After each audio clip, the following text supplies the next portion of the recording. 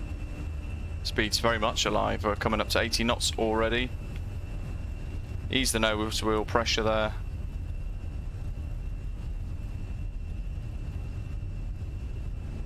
Very heavy, very derated departure as well. We'll use most of the runway for this. V1, rotate. V2, positive right, gear up. Follow the flight directors.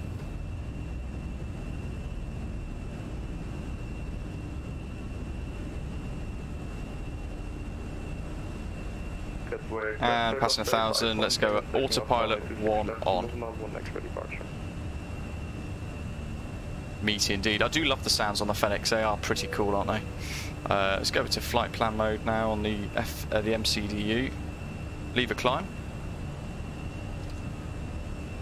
Set. The thing that I find really frustrating with this is the lighting, because it's just so dim, isn't it? It just doesn't make a difference. Makes the cockpit look really, really dark. Let's decrease our flap selection now. Gatwick traffic, Jetset 670 Charlie's passing 2,700 feet on the climb out. Let's keep it going. Oops, we want 350.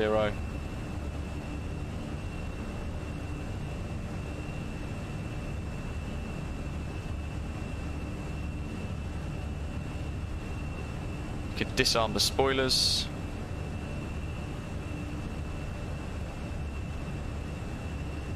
I reckon we can bust the constraint as well, so let's go open climb mode.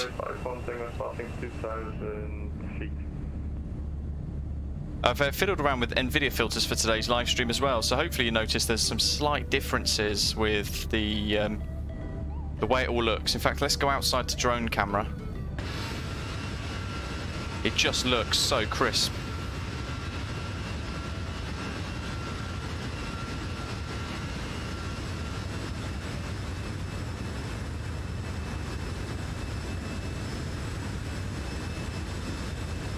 All GPUs working at 100%.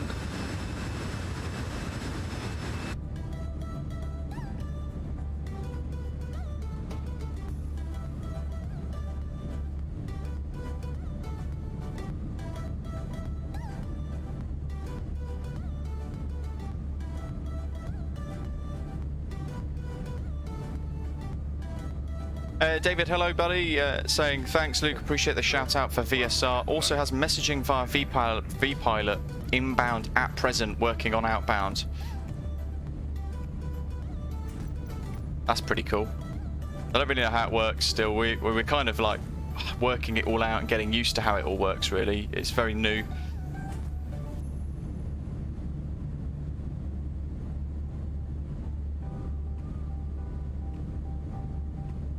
I'm sure I was doing something wrong on the ground, but obviously when we did click across to try and move this, it wasn't really working that well.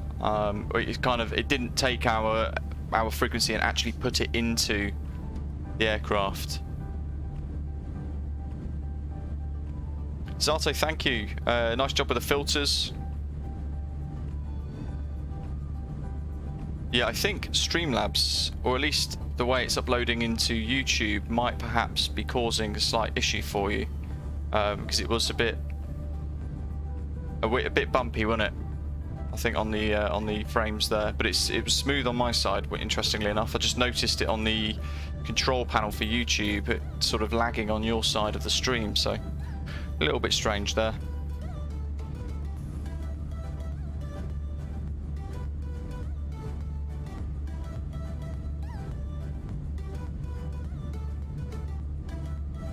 Ladies and gentlemen, oh, that's the default one, isn't it? I can't bother with the default Luke Air Tool announcements. I'm not a fan. Let's try exterior view again. Now we're a bit higher to see if it's. I mean, it's smooth on my end. Hopefully, it's smooth on your side. But I'll see in about 20 seconds when it updates on the stream, on the side panel that I've got.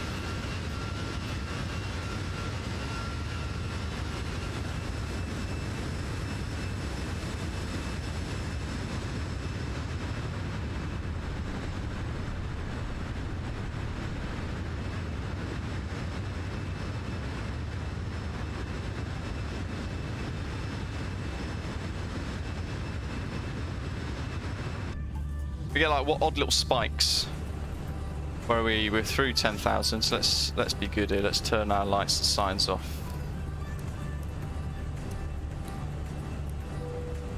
Standard pressure.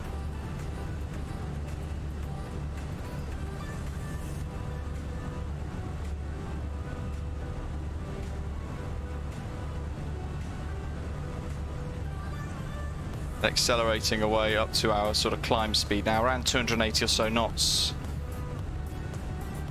You know what I have forgotten to re-download? It's the Floyd Epic Clouds add-on for MSFS. That is really, really, really good. And if you haven't got that yet, I can highly recommend it because it's particularly nice. It makes everything look very cool.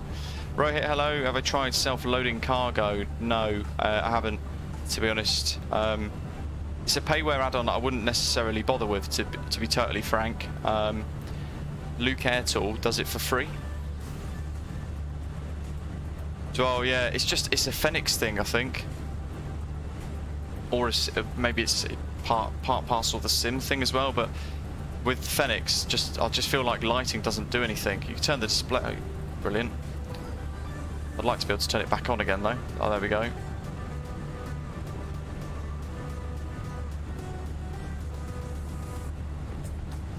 Fantastic. So if I turn this off here, floodlight.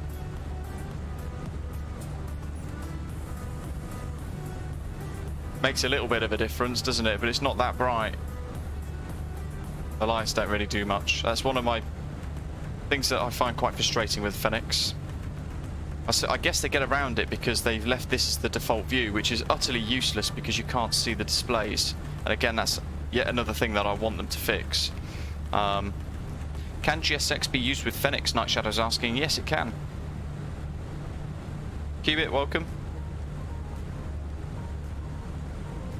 Guys, I genuinely, if you're just tuning in, we were discussing it at the start, and the stream began a little bit late because we had a crash to desktop just as I was about to hit the live button. I genuinely think that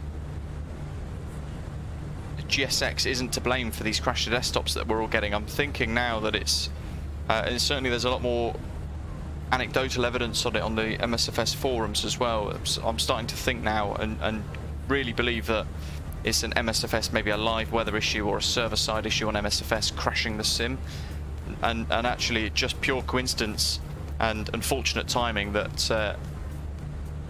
GSX got released at the same time that this huge flaw became apparent. So, I mean, if you have got GSX, stick with it, don't lose faith. I'm really, as time is going on, starting to believe that it was nothing, the crash to desktops from yesterday, nothing to do with GSX perhaps. Who knows? There's a lot of people who don't have GSX, put it this way, that have reported crash to desktops. So perhaps after all that. Wow. I can see it being really stuttery on your stream, folks. But I think it's the way that YouTube's coding it all.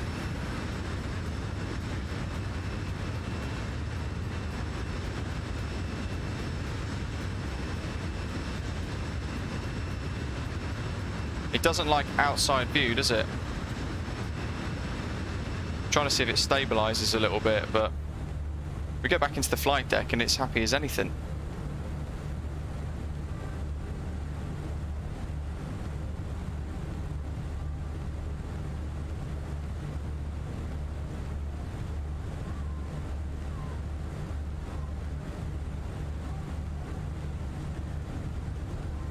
I mean, look, we've got lights on max, and we can barely see the screens.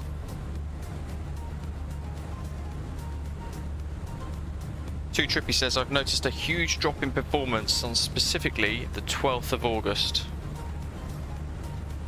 Ross has had 2 crash to desktops since Friday, and he does not have GSX. Paul, as well, just had a crash to desktop going into Gatwick, and he doesn't have GSX.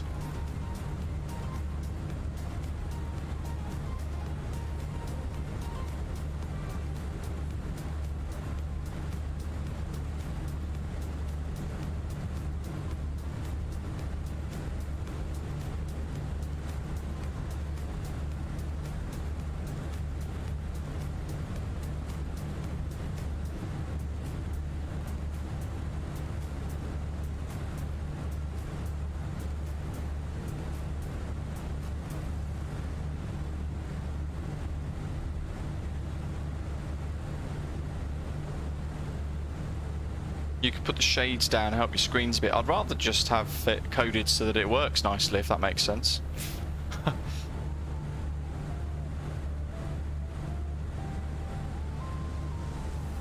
Louis had a crash to desktop flying into Cancun yesterday. Mike says, what happens on VATSIM if there's a crash to desktop? So you just disappear off the radar effectively. The controllers wonder where you've gone, perhaps, for a little bit.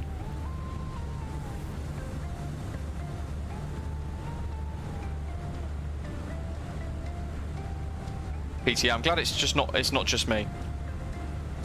I know it's potentially part of it is just linked to the way the sim works. The fact that if you've got, I think, bloom is it or something, it will allow you to, if you're looking at it, it becomes very nicely contrasted. But if you go to outside view, it almost works as if it's a camera rather than an eyeball. The way it all works, which is just doesn't happen in any other aeroplane. 10,000 to go. Doc just remembered he got a crash desktop on Friday and doesn't have GSX. At the time I thought that because the sim failed to load the scenery, as it's a known frames per second killer. Lazarus, 4th crash to desktop, Cyprus to Austria with GSX uninstalled. Lazarus, I've literally wiped every trace of GSX from my system. I've done SFC scans, I've done DISM cleaners, I've done restore health, I've done CC cleaner, I've dug through all of the app data, hidden folders, and wiped everything, every trace of GSX from my system. Yet, today at Gatwick, just before the stream started, we got a crash to desktop, and that's completely that's purely, really, without any GSX trace left on this rig. Which has then kind of started to reinforce the theory that it's nothing to do with GSX at all. It's just bad timing.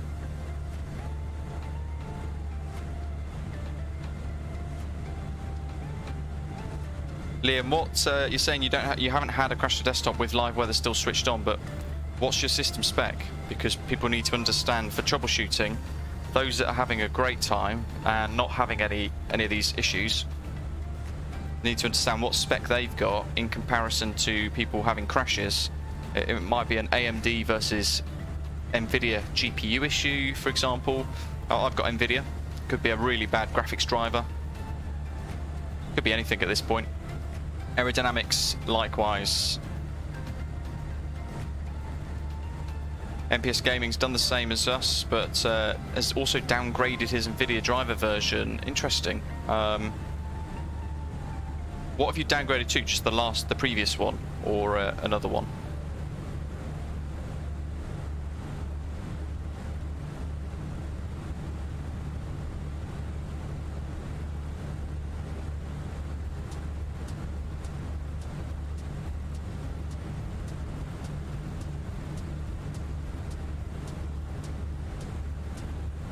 If it's live weather and we switch off live weather and we can get all the way to Malaga, touch wood, I mean, it's hypothetical at this point in time, with no GSX, then it's obviously a live weather issue.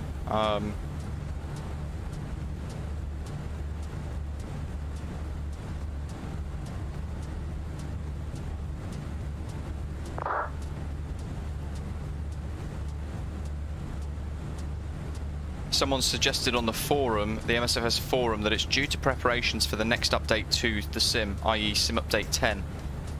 But I mean, if that's the case, that we've not even got sim update 10 yet and they broke the sim. It doesn't bode well, does it? Oh dear. You have to laugh at these things. So you've got an NVIDIA graphics card, Liam. Interesting. Blue's got NVIDIA as well. Is this with the latest graphics drivers as well, Blue and Liam? Or if you got an older graphics driver yet still? Paul has not got GSX, never installed it. And he's had crashed desktops.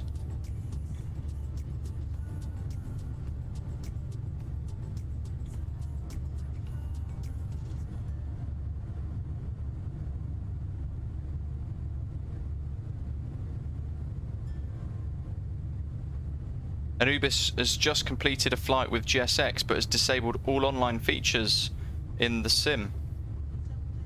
I mean, the more and more this progresses today, it's kind of been a bit of a key day, hasn't it, really? Because a lot of people are now identifying that actually it's nothing to do with GSX. We were dubious yesterday when we were getting crash to desktops, and I certainly didn't want to say that it was GSX related because I couldn't confirm it. I didn't know.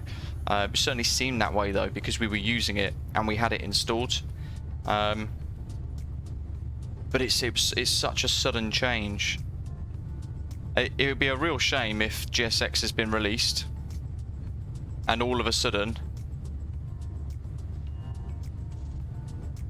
we get an issue where the servers are crashing the sim, yet unfortunate Umberto at FSDG, who created GSX, has got all the flack. That'd be quite unfortunate.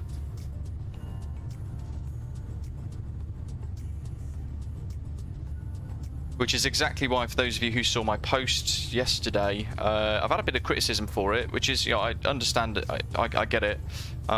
It's certainly not intended to be controversial or anything, but it was to try and take the fire out of very, very angry people absolutely bashing GSX because we weren't able to confirm if it was GSX.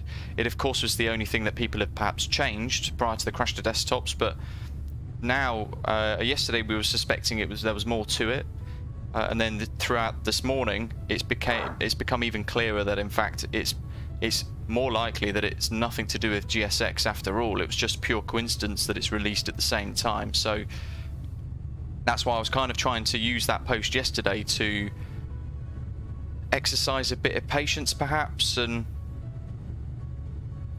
try and explain that there's usually more to it. We've had a fair share of issues with MSFS, haven't we? Let's face it. As ZK is saying though, GSX is not without its issues. As we've mentioned on the preview video that I did. Bulgarian G. Poultry leg. Thank you. Thanks for the super chat. Really appreciate it. Yeah, GSX isn't without its issues. We've kind of gone through that in the preview video on the day that it was released, where I spoke about how it took me 3 days to install it. I've had crash to desktops in the airport editors and all that sort of thing. MPS Gaming doesn't have GSX, and he's also been getting crash to desktops. So there's a lot of people saying the same thing. I did hear on the grapevine that most of the beta team for GSX were on Sim Update 10's beta. If that's the case, that's crazy.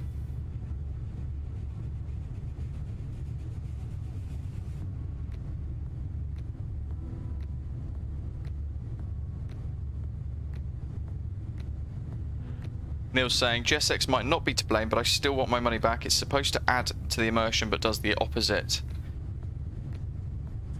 Yeah, it does have its problems. I think one of the main issues is the fact that it relies on airport scenery being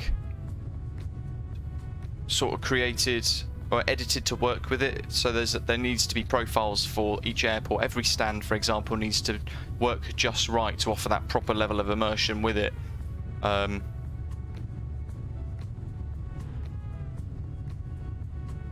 Yeah, there are ways. There's a lot of room for improvement. Let's face it.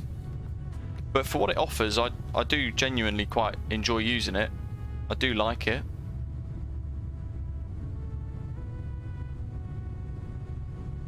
Doc's moving conversation onto PMDG. Yeah, it was supposedly coming out in the next 3 to 7 days, perhaps, by the looks of it. Catching the update from Robert Randazzo at PMDG today with on their forums. Apparently testing's going very well. It's on the last stage of beta testing now, and they've confirmed, as Doc is saying there, that the Sim Update 10 beta for them has been even more stable and has fixed a lot of the issues in Sim Update 9. They've confirmed that the 737-800 is going to release with loads of different variable packages. There's going to be cargo versions, there's going to be the Boeing Business Jet 2 and the passenger version as well.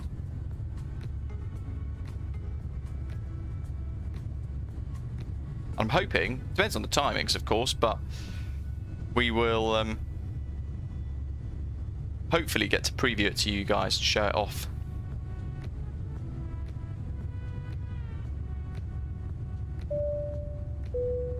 Steve doesn't have GSX and has had several crash to desktops this last week and almost none before. Yeah, it's certainly sounding like more and more is nothing to do with GSX. It's just unfortunate that it's kind of clashed. Bearing in mind GSX has some bugs with it that we've all discussed, we're all aware of. I think that's maybe contributed to the fact that people have reasonably believed that GSX has caused all the crashes, when in fact it is now likely it doesn't. MPS Gaming, this is just static weather now, buddy. A lot of people have said turn live weather off to prevent the crash to desktops. So we've gone on to like basic weather now.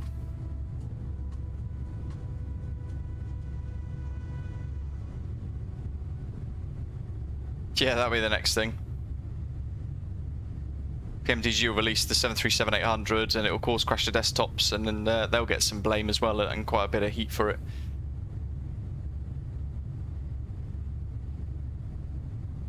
Liam's on driver 51694. Interesting. Is that the one that we're all on? I think we're on 53 something now, aren't we?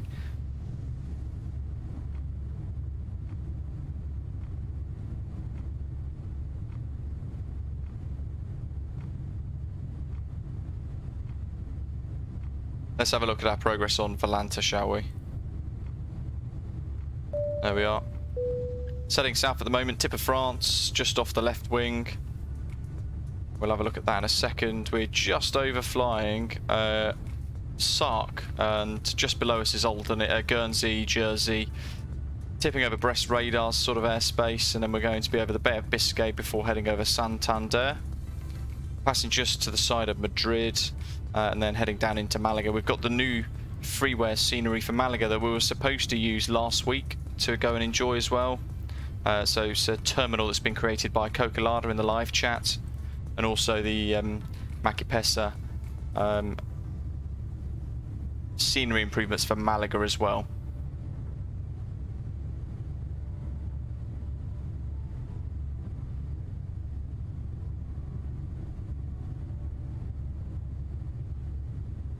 Seacook has crash desktop today and he uses AMD GPU, so perhaps it's not even driver related. Maybe it is just based on how buggy the server is all of a sudden. The frustrating thing is we don't get many tools to try and understand what's happening when it is kicking off, and if it's a Sobo related, they are usually so slow to actually respond to it that we feel like we're kind of left in the dark somewhat.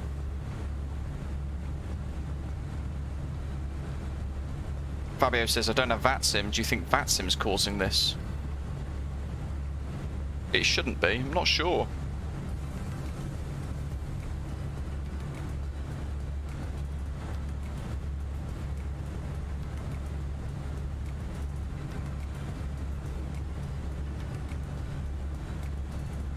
Avsim says, did you delete the old version of Macapesa's LAMG? I've got the one that's well, it shows us up to date on well, I downloaded it yesterday because I wiped my entire thing, didn't I? My entire PC, so I lost everything. I've had to re-download all of my add-ons once more. Yeah, as MPS Gaming is saying, it could well be the live weather because that has been problematic in the past. It's caused crash to desktops in the past, hasn't it? And exhibited really weird behaviour. Birdman's had a crash to desktop on approach to Stansted yesterday, not had one for ages. Do you use GSX?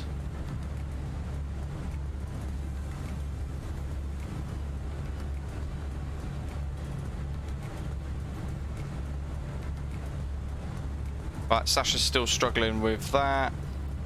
Ross says he doesn't use VATSIM, but he still had a crash to desktop.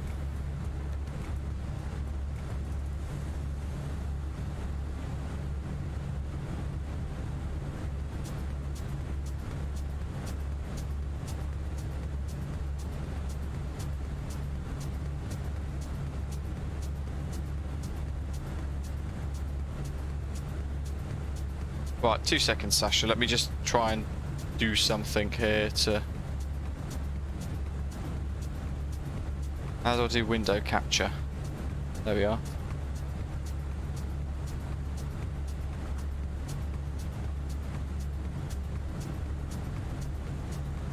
Chrome.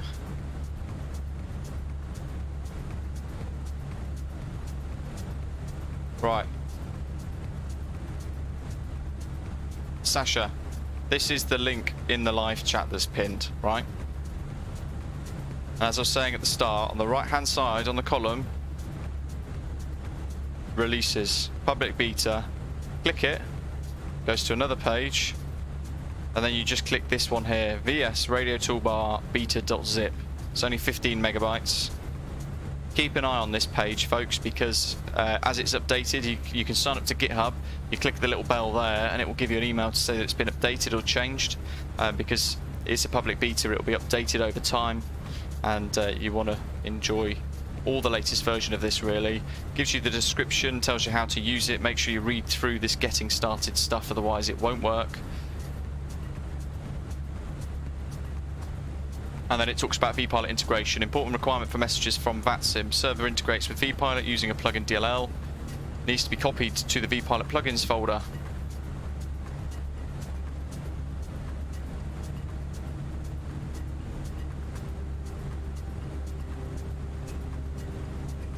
Ah, you know what? That's what I forgot. Yeah, so we've got to plug in the DLL into that plugins folder there. Might do that now.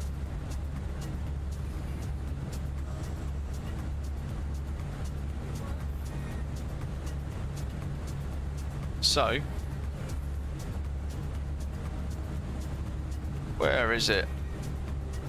Look at it, that's not it. Oh, I know where it is. It's in community. VS Radio Toolbar.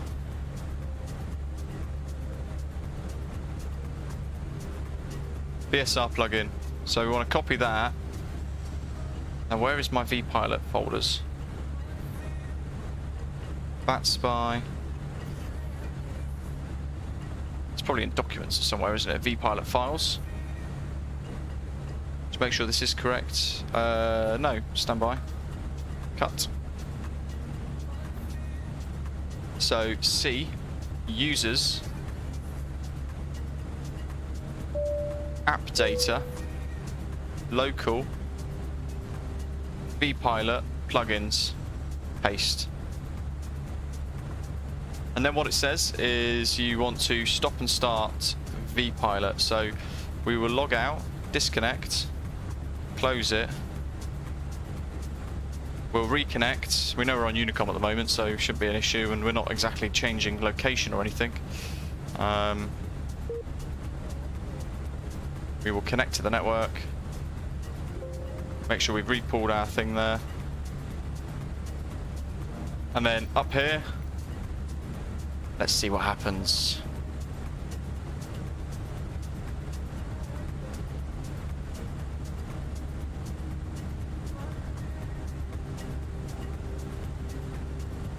It says if the DLL is correctly installed, then the vPilot started message will appear in the message panel in the app. Further message will appear once vPilot is connected to the VATSIM network. If not, then there's a known issues thing that you need to do.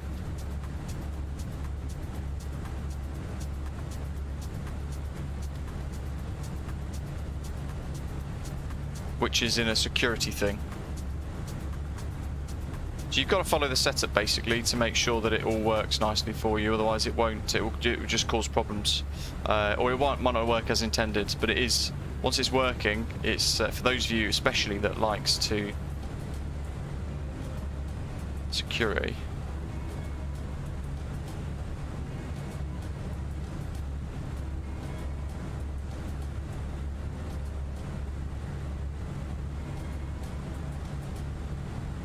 Who knows?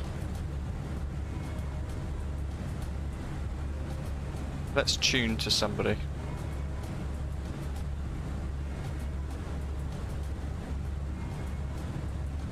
Let's put it into COM2 standby, see what happens.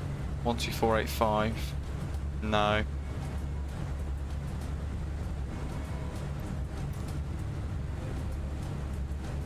Takes a bit of tweaking.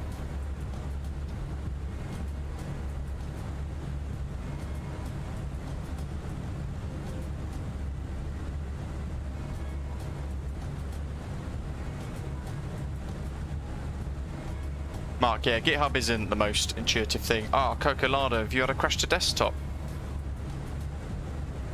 Said Kate's constantly saving his flights for fear of a crash to desktop as well.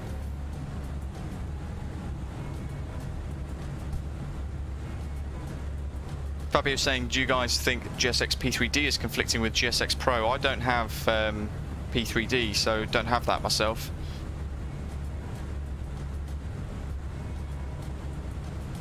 Nick, you can't, I don't think, to be honest. Vasco saying, had 2 crash desktops in the last couple of days, not using GSX, and it's been so long since his last crash desktop that I thought it was from installing the Fenix. Well, the Fenix is quite hard on performance, to be honest, so it depends on your system, but I find when I'm in the Fenix, it pretty much pushes my GPU to 100% permanently, which is frustrating. Nighthawk, I think you could be right there.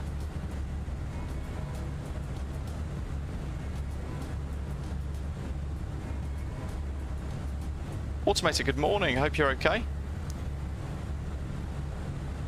Birdman, yeah. Well, we're kind of considering the depth of crash to desktops. I know there's been a lot of people very angry towards GSX, saying that installation of GSX has created it all as a problem.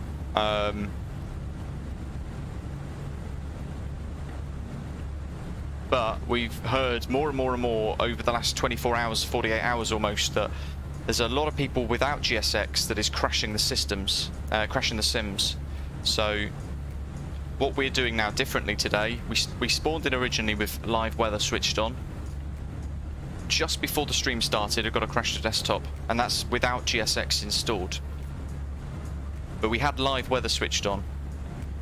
We've rebooted the sim, we've gone back into it, and we turned live weather off before spawning in.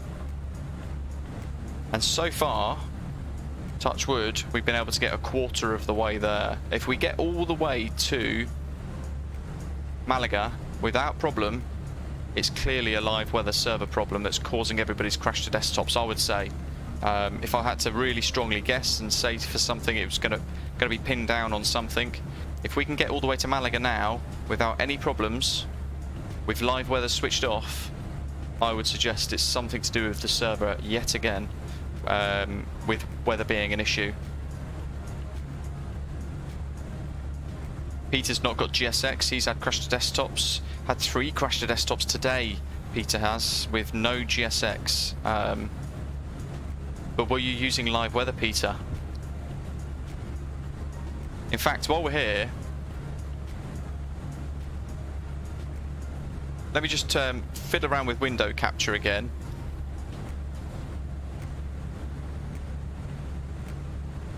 Chrome.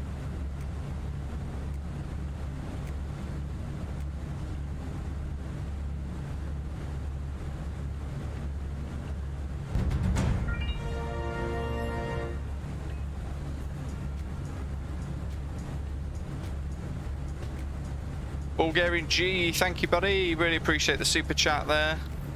Clashvid, Afan, welcome. Says big fan, good to hear.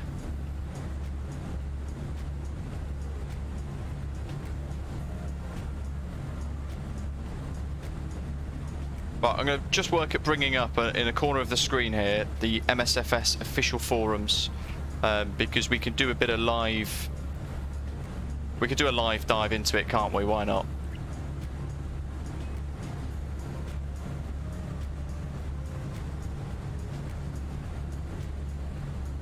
There we are. So we'll bring the screen down a little bit and we will go to wing view. Yes, let's do that. Look at that. That'll work. So this is the MSFS forums, right? Paribus, hello. First flight today crashed to desktop. Second flight succeeded. Third flight crashed to desktop with message memory could not be read. Check your sound settings. In the community section of the MSFS forums, there's a whole lot of gumph. Interestingly, there's one at the top here saying online services monitoring. Saying operational, operational, operational.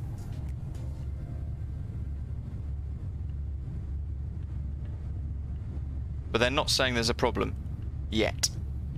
Now, if we go down here, we scroll down, we will find a whole load of topics that people are talking about. Disk cleanup and all that sort of thing. Can't immediately see it, so what I'll do is I'll hit the search button. Not able to complete flight is the one I want.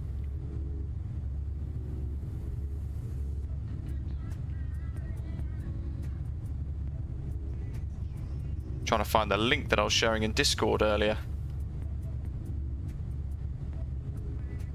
Okay.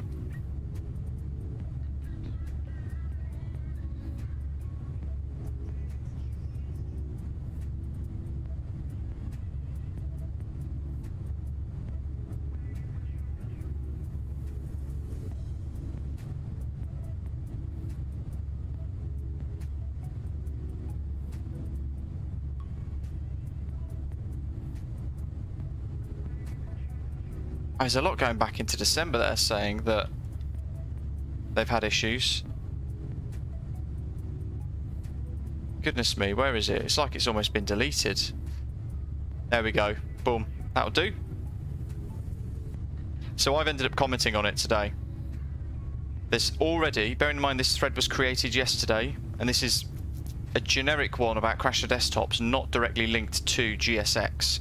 This is someone without GSX that is having the problems that we've all experienced as well, and a couple of people yesterday were all suspecting that it was GSX related, but literally in one day there's now 341 posts about this, 75 upvotes as well. I've hit the upvote too.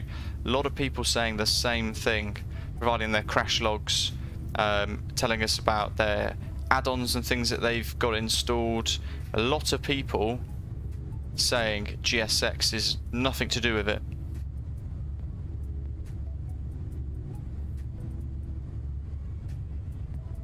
A lot of people saying it's random as well. It's very difficult to work out what it is, to be honest. But it certainly looks more and more like it's nothing to do with GSX.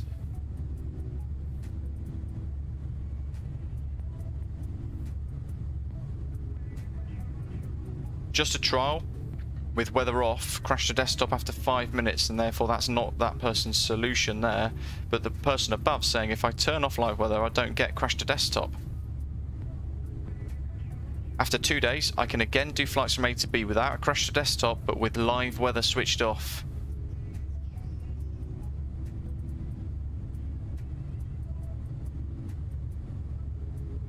Yesterday and this morning I've had a couple of crashed desktops with or without GSX, Sim Update 9.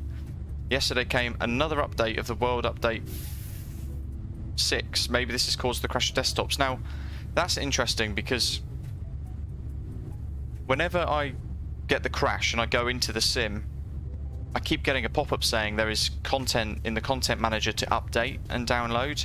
But then when I click into it and I click on updates available, it's 0. There's nothing there, and I can't work out what is going on with it really. This guy here an hour ago saying it's really weird. I've had one crash to desktop with GSX installed on Friday, but none thereafter in the next 5 flights with the Bonanza, Islander, and Fenix. All with live weather switched on and Sim Update 10 beta.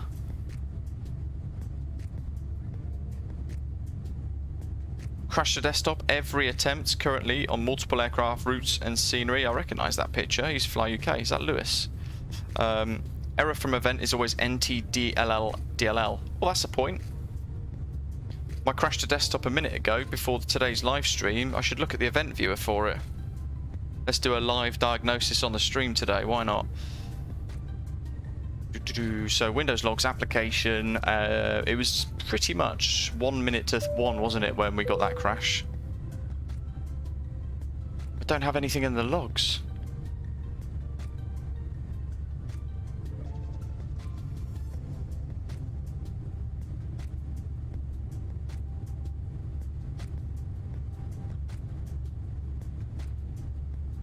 That's bizarre.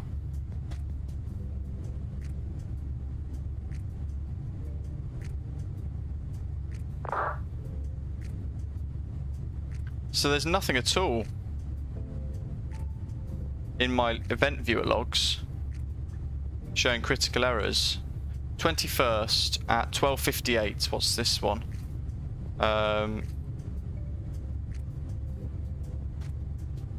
No, it doesn't say anything about flight sim crashing.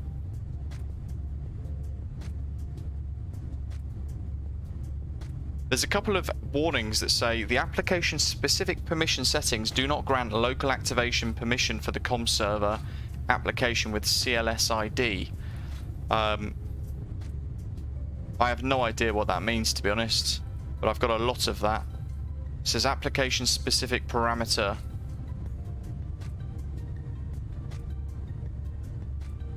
But I've got no event views. What was the other one? We had event viewer, and then we did something else yesterday as well, didn't we? View reliability history. That's the one.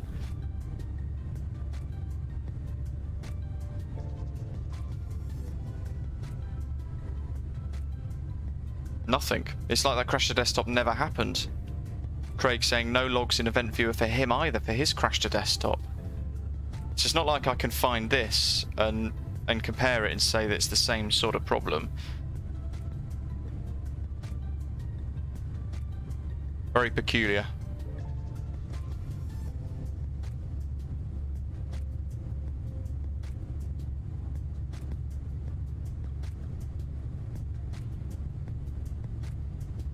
Just finished my first flight of the day without a crash to desktop, without live weather from Flight Sim, but with Rex. Hope it's our problem. For me in this flight it is. While flying MSFS informing about a connection problem with no crash to desktop, I suppose this connection problem may have involved crash to desktop when live weather is connected. Second flight without a crash to desktop with live weather turned off in the data section. This is my second consecutive successful flight, with 4 flights before with live weather on, all ending in a crash to desktop. Could that be our culprit? I also got the world update for Switzerland on Friday. Was it only intended for the beta user? That's interesting. It's a very interesting thought.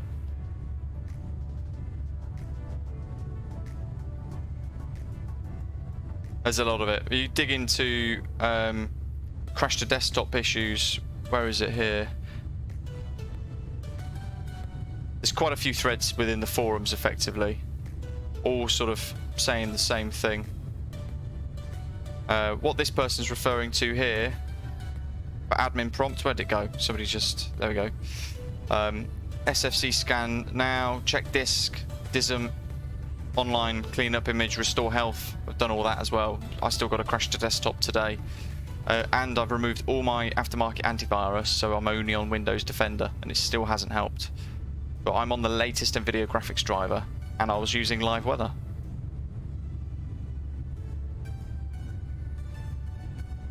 Can't be a driver issue, because this person has had 51277 for a few months, but has had 7 crash to desktops in the last 48 hours. Oof, that must be infuriating. We need a task force at a Sobo. Maybe we should all get round to go to France and protest. Grab some yellow jackets.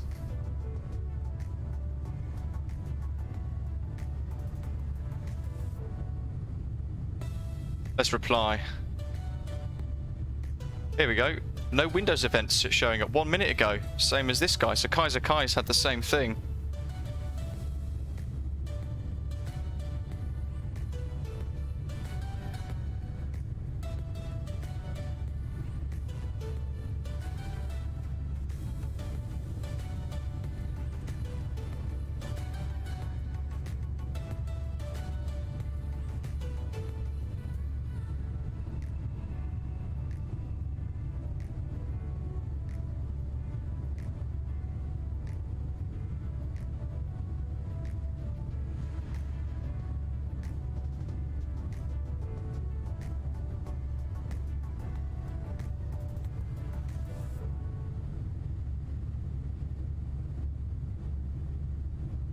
There we are.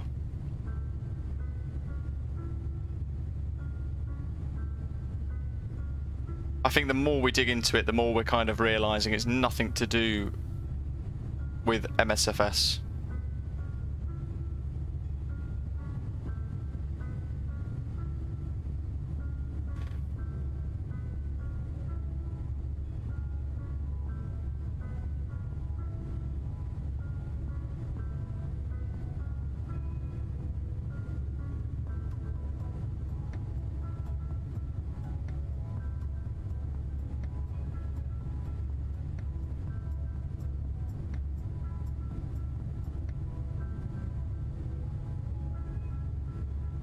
Just a quick edit on that, because just tweak what I've said about the to mention the other things. Watching Luke's stream has become a cyber thriller. Fantastic. Imagine counting your crash to desktop up to 17 times. It's insane. Neil's saying, I'm getting more and more positive. This is server related due to the messing around with the servers for the Sim Update 10 release. Liam is at 250 and descending.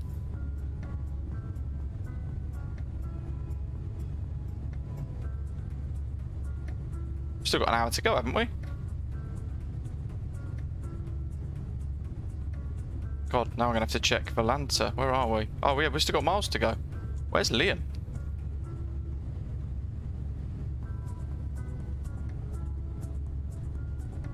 Liam, you know we're going to Malaga, not Santander, right? Lazaros crashed a desktop again just now. Live weather switched off. Just spawned in, 10 seconds in, and boom. Good grief. There's something significant, like there's something serious going on with the servers, let's face it.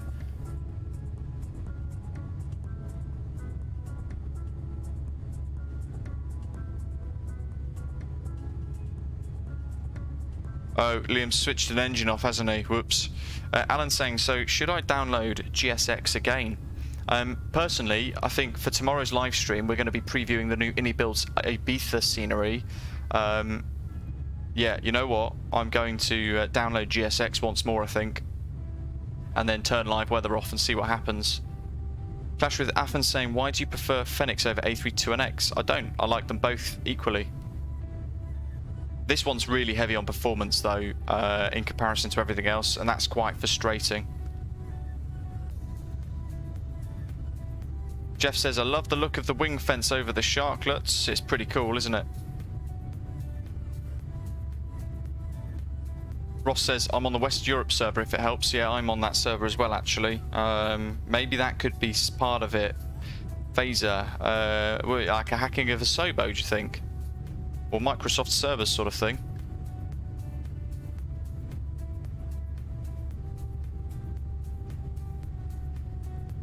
Cleaners pulled a server plug out without a vacuum. Quite possibly, yeah. Doc, what have I missed? What have I missed?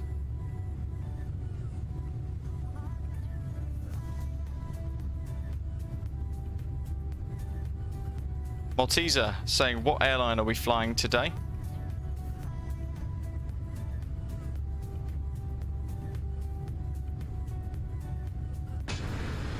Oops. First choice Airways.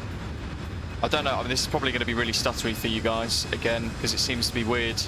YouTube, on the stream. All of us... Crashed a desktop.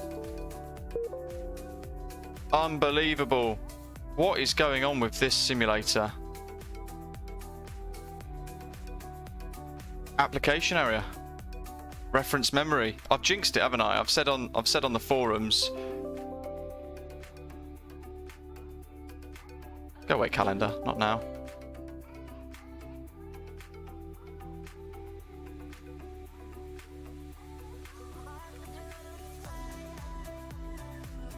Just jinxed it. Brilliant.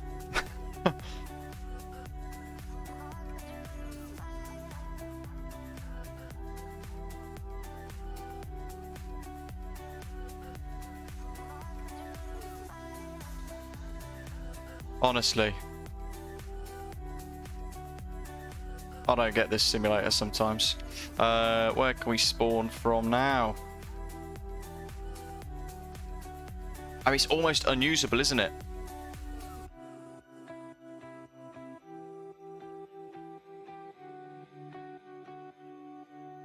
Neil says, interesting fact, but the last crash he had was when he went to an external view.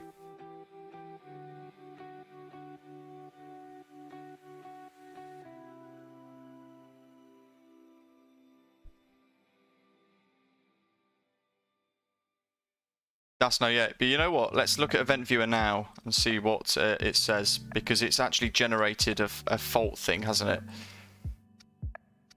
Let's see what it says.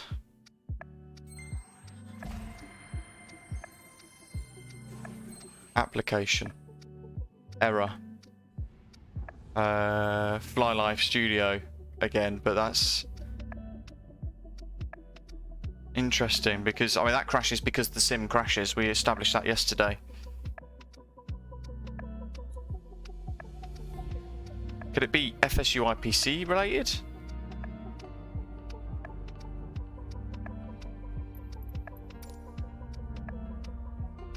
There's a possibility.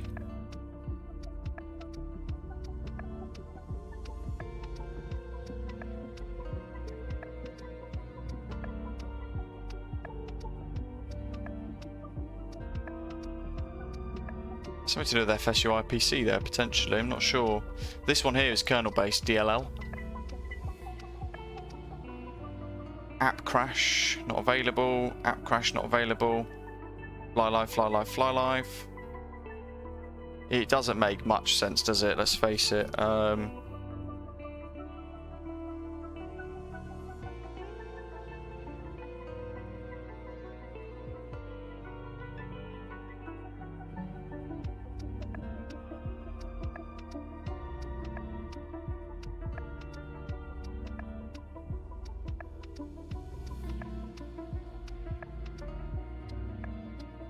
Neil says his crashed when he wasn't running FSU IPC, as it wasn't in his XEXML. Yeah, I've got the latest FSU IPC as well, so I'm satisfied it's not that causing the problem. It's interesting because it's kind of, the sim is crashing, but it's not giving us any dump files or event logs. Oh, here we go. System. Application pop-up activation error. This memory could not be read.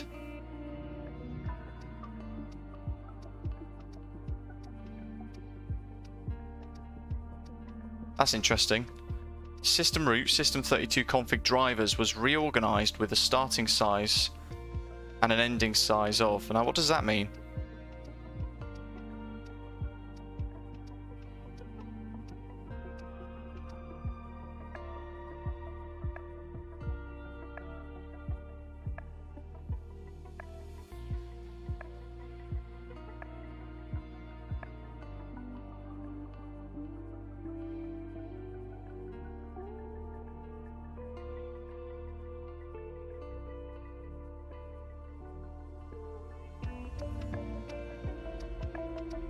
Yeah, it doesn't really give you any information, does it? Event properties. Just doesn't say anything, just says the sim's balked.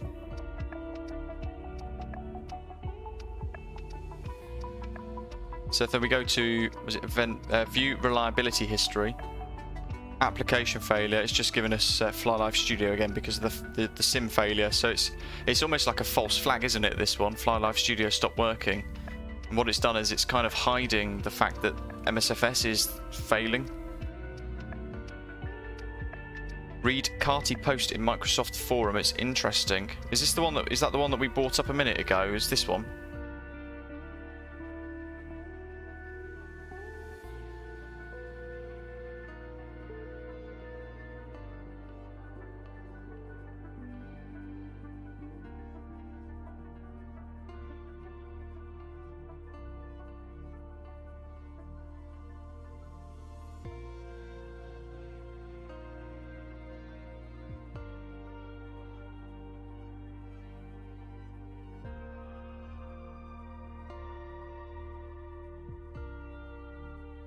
Another crash desktop there. This is MAGA. It's just the forum's going crazy. It's now 358 posts deep.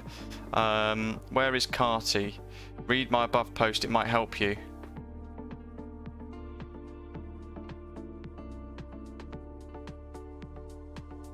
Trying to find it.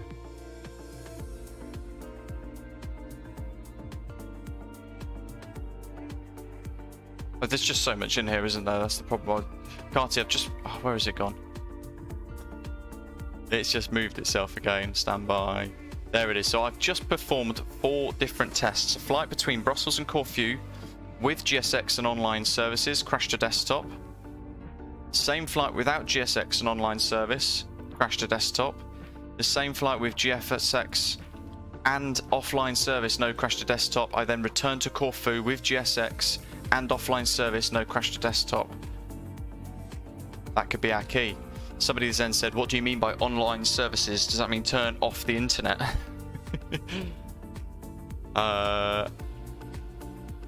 He hasn't said.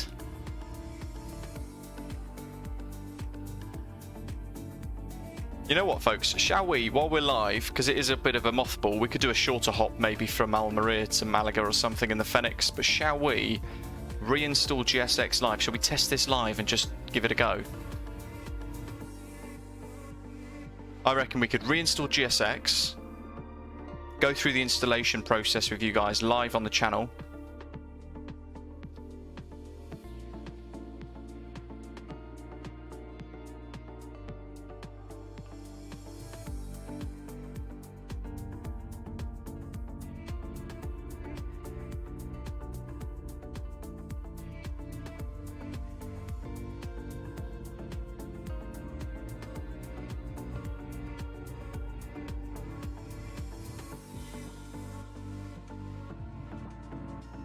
AlphaStar says, do you have hardware accelerated GPU scheduling turned on? I have no idea what that means. So we'll turn off data settings now. We'll go general options, data, online functionality. It's going to kill photogrammetry, world graphics, real world traffic, live weather and multiplayer. We'll kill it. We'll get rid of it all. Sounds crazy, I like it. Ziggy says GSX is no good. You know what, I don't think that's the culprit though, and I don't think it's that bad, I quite like it. Sorry, Blue. I forget I've got the music running at times. Downloads. FS Dream Team Universal Installer.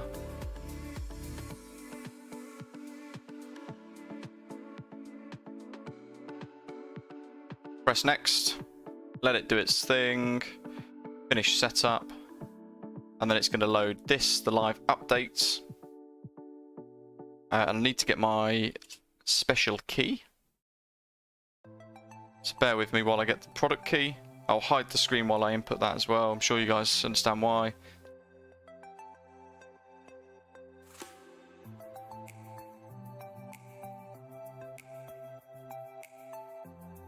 Monty's just had one at the exact same time. There must be something that's going inside the server every now and again where it will just crash. Oh, it's active anyway. Alright, let's reinstall it then.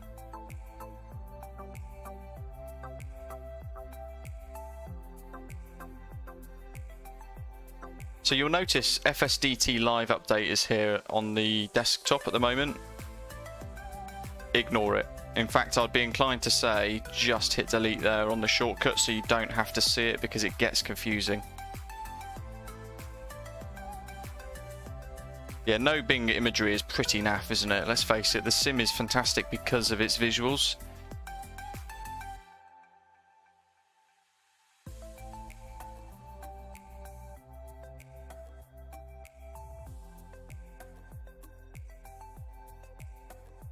So it doesn't take too long to load. In the meantime, I'm just fiddling around on, where were we? On Valanta actually. So we crashed pretty much bang over the Bay of Biscay. So I reckon Madrid to Malaga. Yeah, Madrid to Malaga. Almeria is very, very, very short. It's about a 20-30 minute hop, but we could do Madrid to Malaga. Why not?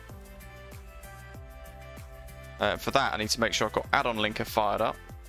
While this is all working away in the background. Joey Goofy's just had a crash to desktop with live weather on and no GSX. We all seem to be getting it at exactly the same time, which is really weird. But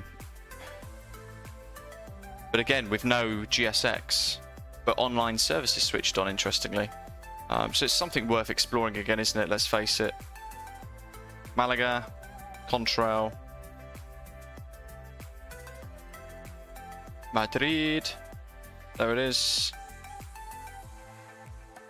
Do you want to save the installer files for future use?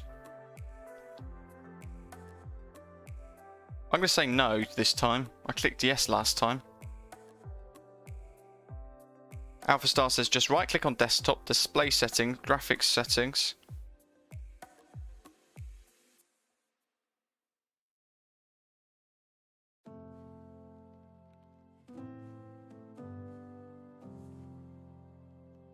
Right click on desktop. Oh wait, hold on. Right click on desktop. Display settings. Graphics settings. No, it's switched off.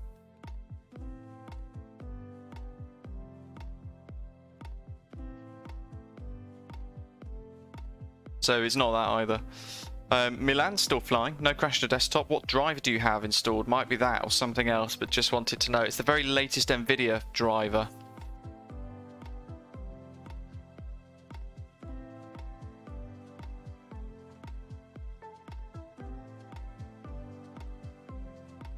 Michael, have you just had one as well? Unusable, just had one as well.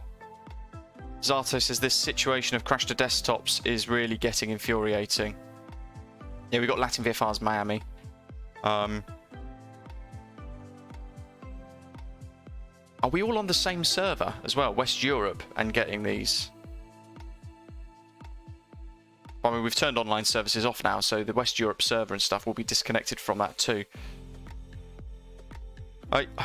It seems to me that they've done something in preparation for Sim Update 10 to the online services, but they've just absolutely wrecked it. They've made the sim almost unusable. Joey Goofy has had his crash to desktop at the same time as us. Neil says it is not video card related. 737NG has said he's got Radiant drivers, hasn't had a crash to desktop in a year. Have you flown this week? Milan's got an old one installed, 51659. Not sure what we've got. I think we've got the latest one. Michael had live weather on. We had ours switched off, interestingly, so that doesn't make much difference either. I'm excited to have this working again. GSX back on. I do really like it. I'll be honest, I do like it. It's pretty good. I know it's got its flaws, but I can work around those. Kevo has not had any crashes at all, but he's been on the US servers. Gav, out of curiosity actually, what servers do you use? Because you're in Australia. And I know David A was saying he's not had any issues and he's on the US server as well.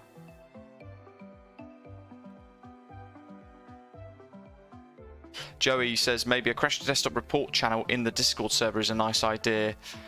I'd say yes, but I think it's better if it just goes straight onto the relevant thread in the forums.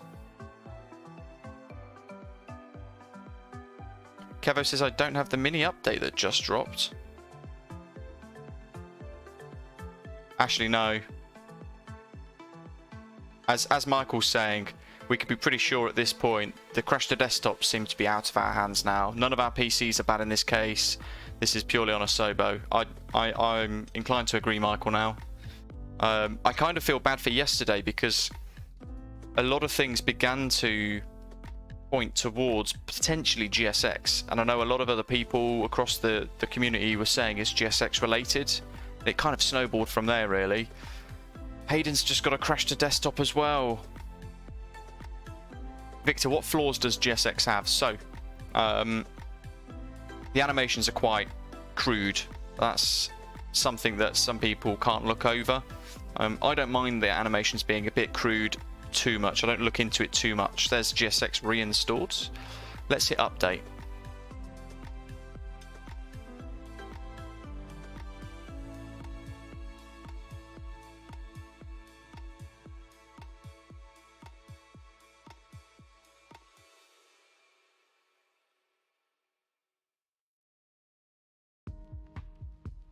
Zato, where would I find log.txt? Is that a thing?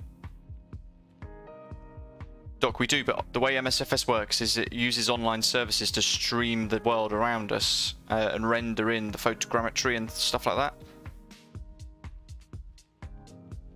Jackson, Europe West servers had no issues. Doc, so it's like the multiplayer server that you kind of connect to. C1BE is also saying it's not GSX. One of the other things with GSX is that pushback, for example, like we did yesterday, we pushed back. It's the opposite to what it should be. Left, right, nose, left, tail, right, and vice versa is the opposite to what it should be. but the dispatcher always goes to the right-hand side of the aircraft to hold the ground pin up. They don't walk back to the gate that they started at, and that needs to be fixed because that's weird. As Neil's saying, showing us the pin after pushback just takes too long. But the ground handler walking away, all you've got to do is apply some thrust at that point, Neil, and they just disappear. Caesar's been flying for the last 4 days, had 3 or 4 crash to desktops. Not a usual thing to happen to me with no GSX, so I'm a bit happy to see that it is not something on my part. Absolutely, I think it's a plague. Oh, Zato, yeah, no, I get what you mean now.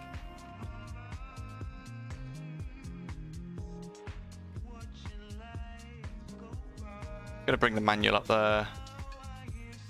Feel like I want to click update once more, but I'm just going to go into the MSFS menu here, make sure we've got packages for GSX ready. There we go, GSX Pro, World of Jetways, brilliant.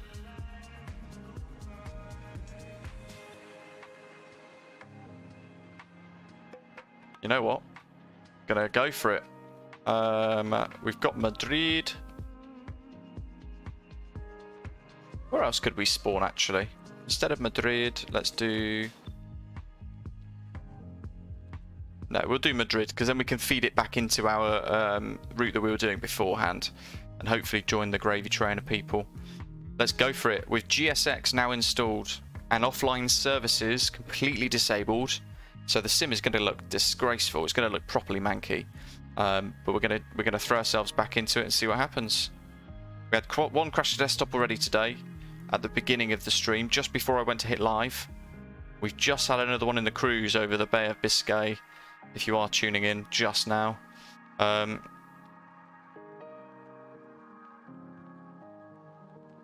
Let's go for it again.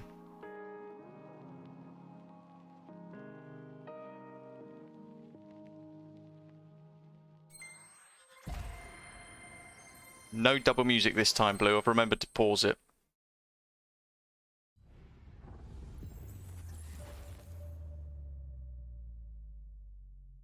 JHF also crashed to desktop. Oslo to Amsterdam, almost at Amsterdam, live weather off and GSX off. Yeah, Blue, unfortunately. Well, yeah, I wish. Let's go for it. UAL has also reformatted his hard drive, reinstalled Windows and Sim, has 0 crash to desktops. Well, Sim just crashed.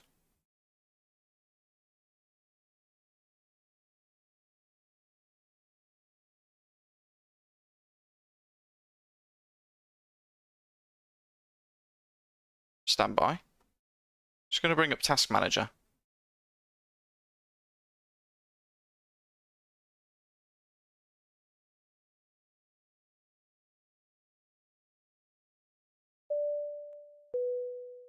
Interesting.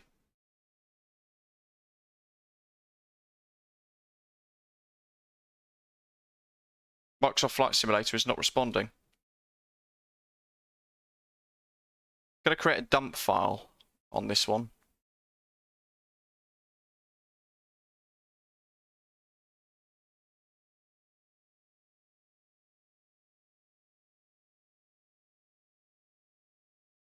End task. And then what I'm going to do as well, I'm going to go into the MSFS directory, local cache, content XML, let's get rid of it, scenery indexes, let's get rid of those.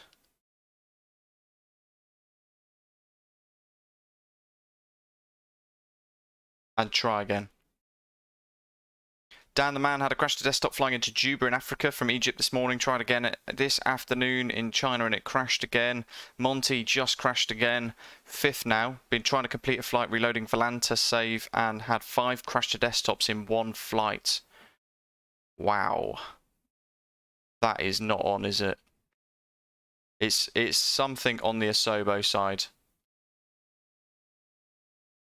Neil's just given up. Just unplugged. We'll try again in a few days. Oh dear. It's infuriating because it does seem like it's just out of our control.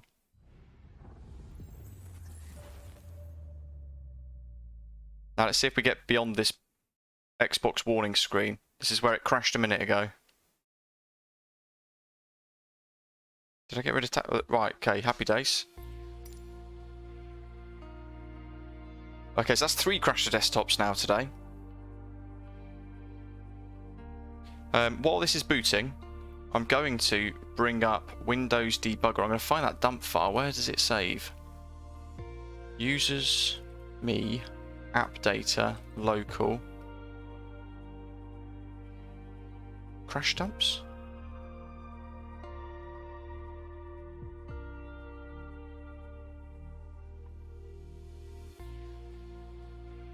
It's interesting. I've got a QATL crash dump file here on Notepad. Well, I have no idea what that means. Good grief. Open with Windows Debug Preview.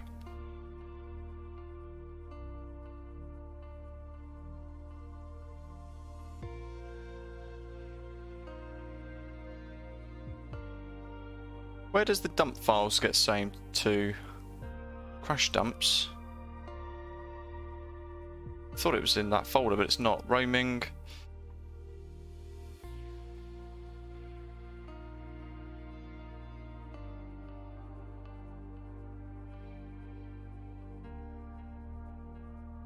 Yeah, quite ironic, isn't it, Zato?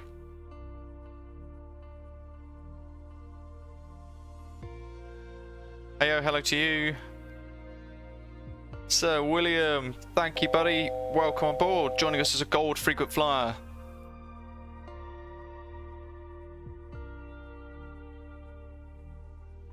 William, you haven't missed the stream, no. We're on our 3rd crash to desktop now.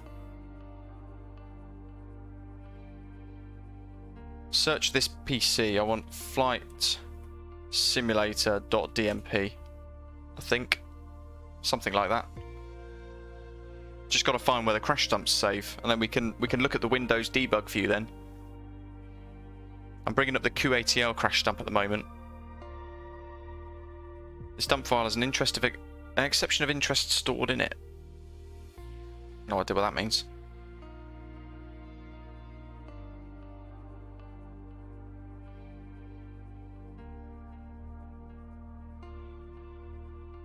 Liam, well, if we can get in, we'll be flying from... Okay, so QATL MSFS crashed because MSFS crashed, according to this Windows debug checker.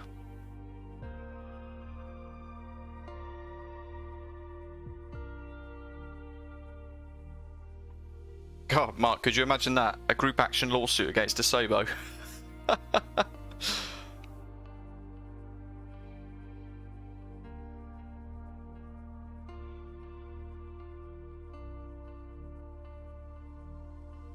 I want to find out where the dump files go.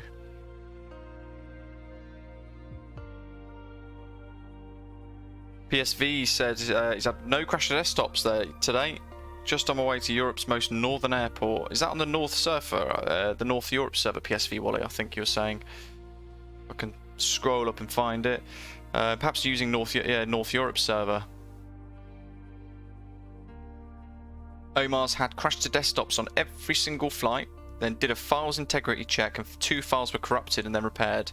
He's restarted the sim and had an update that showed up, did a flight and had no crash to desktop.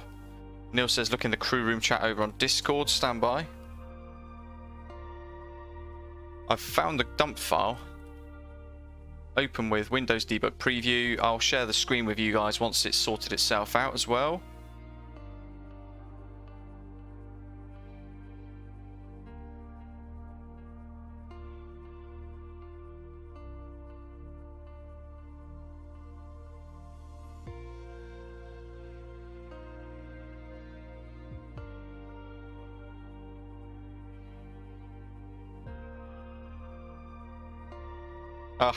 It's an image of it, all of his stuff unplugged basically until Asobo fixed the sim.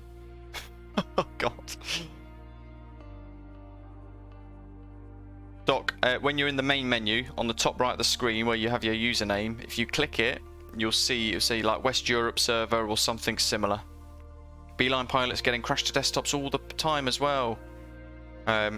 Don't think it's the new Pushback app. No, you know what? I think at this point we can confirm it's nothing to do with GSX.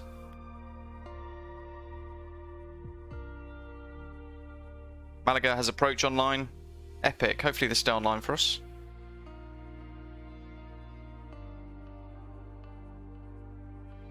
Cocolada, I would try Alicante, but we'll be with default scenery.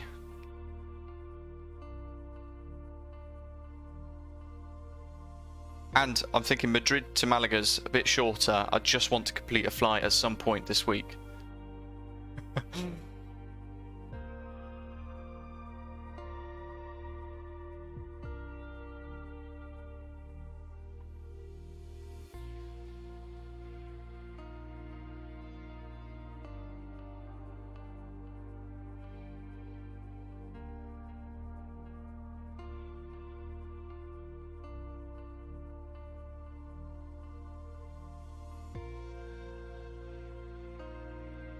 Yeah, that's annoying as well.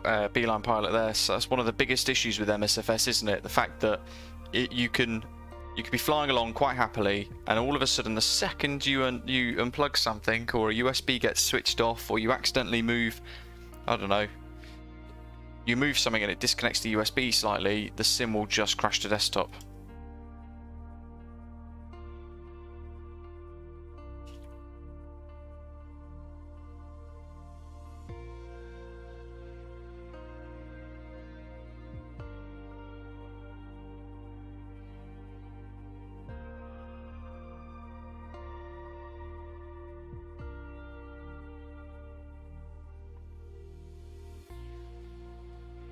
We're going to change call sign now. We're not going to be First Choice Airways anymore. Okay, all online services are offline. Marketplace is now unavailable. Everything at the top switched off. Server is offline. That's where it is, Doc, in here. So we have turned all that off. We've now installed GSX as well. And we are now going to spawn somewhere with GSX installed. I'm going to change airline as well, folks. I'm going to go to Osprey. Why not? What runway is in use? In Madrid. Madrid approach is online. That's nice. ATIS. Departure runway 14. Right, which is that one. So let's do a nice short spawn in. Oh, look how this is going to be so grim when we spawn. We don't have live weather. Let's keep scattered cloud on. QNH 1016. So we'll fiddle with that basically.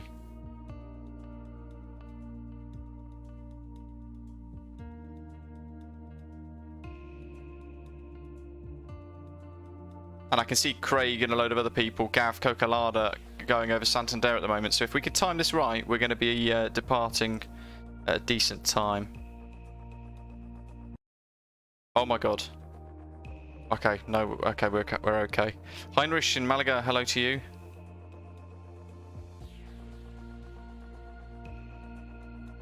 Yeah, but cover your eyes, guys. This is going to look gross. Offline services switched off. We're going to see MSFS and is in its worst form. FS 2004 quality, Joey. Yeah, pretty much. Pretty much. Jeff, yeah, poor error handling, but also very bad development decisions from Asobo if they're allowing this to happen, basically. We have switched to X-Plane 11 terrain mode. Oh my god, that's horrific. At least we've got good scenery here. Okay, QATL scripted is all not fired up, so let's find it.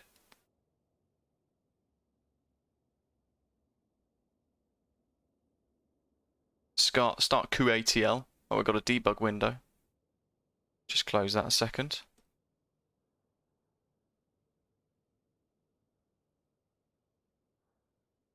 Okay. QATL now active. Oh, brilliant. The Fenix program hasn't started.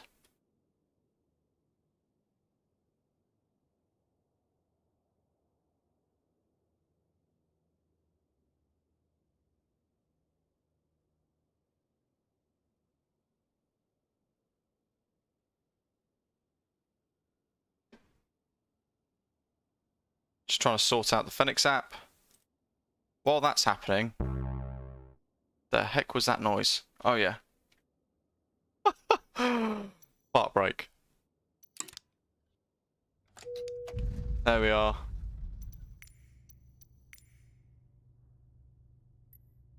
Okay, well, we're going to go to additional services. We're going to go GSX settings, and you guys can't see this. We'll do it live. Why not? We're not in a rush anymore. It's kind of all gone a bit messy, but sim brief username. We'll add that in.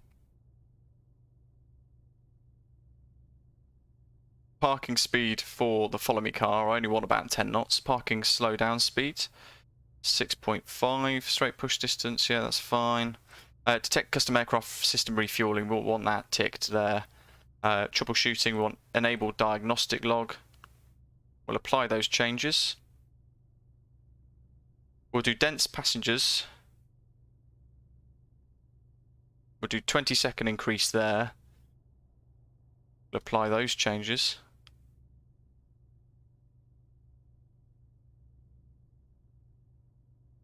Cool. Let's start boarding. Oh, okay. Why has it switched itself off? We've got to restart QATL.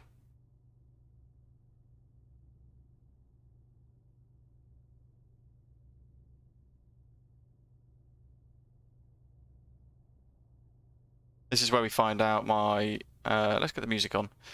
This is where I find out that my firewall or something is blocking it once again.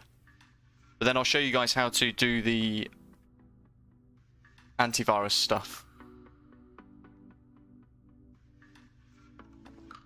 It's there.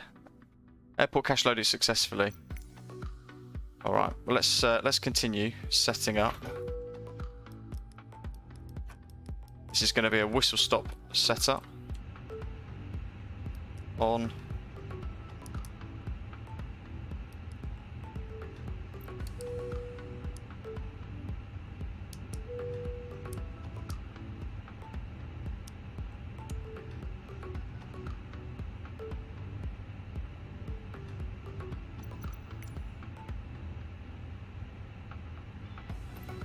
There we go. Request boarding. Boarding requested. Oh, select handling operator. Let's do Swissport. Handling by Swissport, courtesy of Osprey. And in the meantime, we get to reconfigure the Fenix. Whilst boarding's just going to happen around us, we're not going to worry too much, but we're testing with all the offline services on. We're testing with GSX switched on because I do like it. Oh, look at that. Did we actually get round to submitting a flight plan? No, let's just generate it. We'll recreate it, and then we're going to also load into VATSIM now too. I'll get back to the live chat in a second. I'm just conscious I want to get this all sorted out and switched on and working so we can spend as little time on the ground as possible.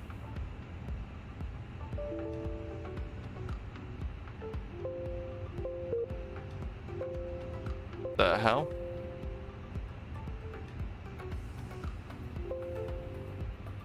Crew bus is coming.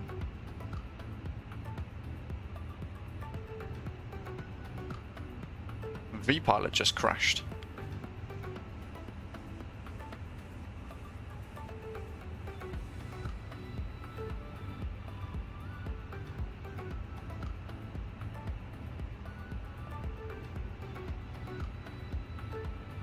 Pre-fall flight, VATSIM.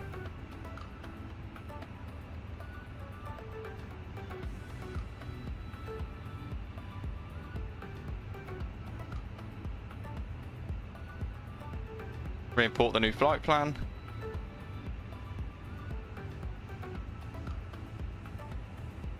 Call sign Osprey on the V-pilot flight plan there, so we'll get that filed nice and quick. And let's have a quick catch up here. What's the new VATSIM radio, Pierce is asking?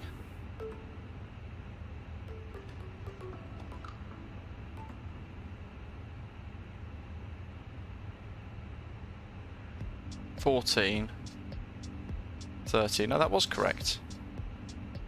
So it sounds like live weather's kind of got a bit buggy as well. 1508, 1308 UTC. No, it's 1408 UTC really. Oh, well, that's good. That's as close as we're going to get. 24 minutes to go. Mass and balance. We've got boarding started.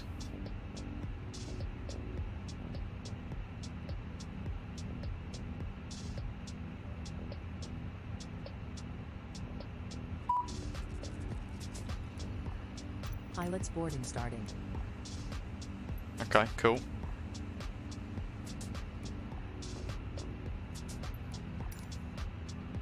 Order complete. Panel states.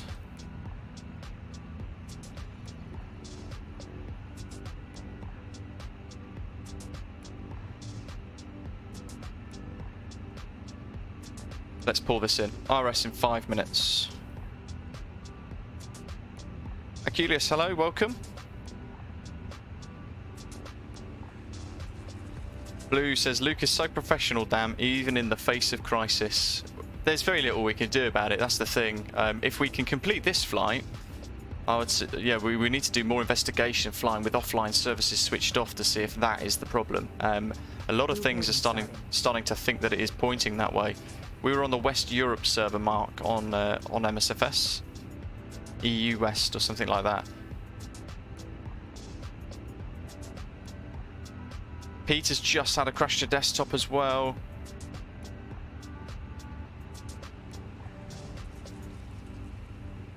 Yeah, Michael, that's really frustrating, isn't it? The Sobo just go, oh, we're going home for the weekend now. Or we're going for a couple of days off, but then they just, it's almost like they pulled a pin out of the grenade and thrown it into the server for the week, just to see what happens.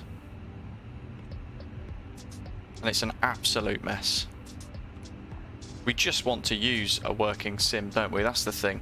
I feel really sorry for the folks at GSX because it's coincided with the release of their product and a lot of people have just gone max rage at them basically, because everything initially pointed into, well, I've just installed GSX and this has happened, which I can understand, and I thought the same. Ha! Look at this. You know what? I do like GSX. It is good. All the noises, all the beeps.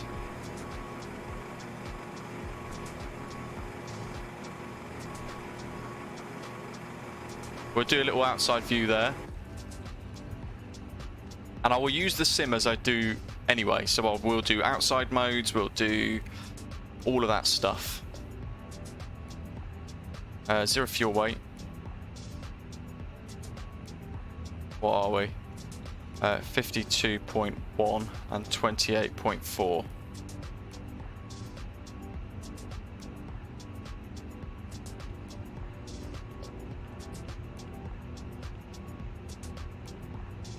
We're gonna have to pull in our new route from Volanta as well. Oh, sorry, Navigraph and Volanta.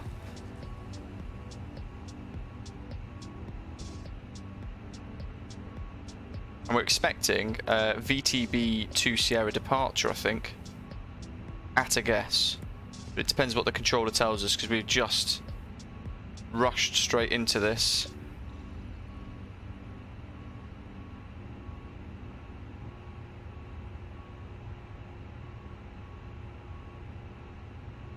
VTB 3 Bravo, we want 2 Bravo, there it is. And that is runway 14 right on after departure, straight out to Nando. Passengers boarding starting. I've got to see this. I do like this. Oh, we got the little truck.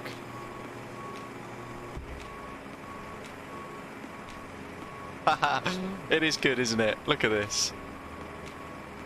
Weirdly enough, I feel happy that I've got GSX reinstalled.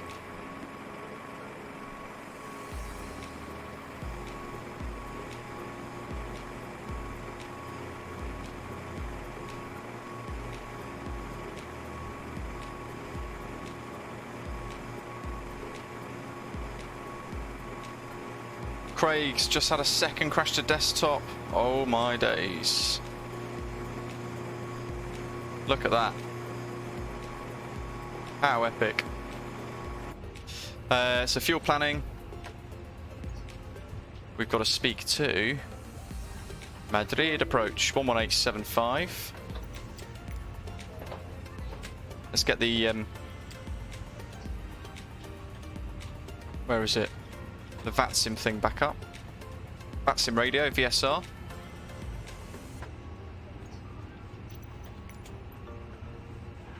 Click. Let's test it again. See if it can. If I've installed it properly and I've fiddled around with it properly, we'll see if it works. Madrid approach. We'll put it onto COM1 standby. Yes! 11875. Click. Look at that. How easy was that? Yeah, this is a game changer, folks. VATSIM radio, this FREEWARE VSR is just epic.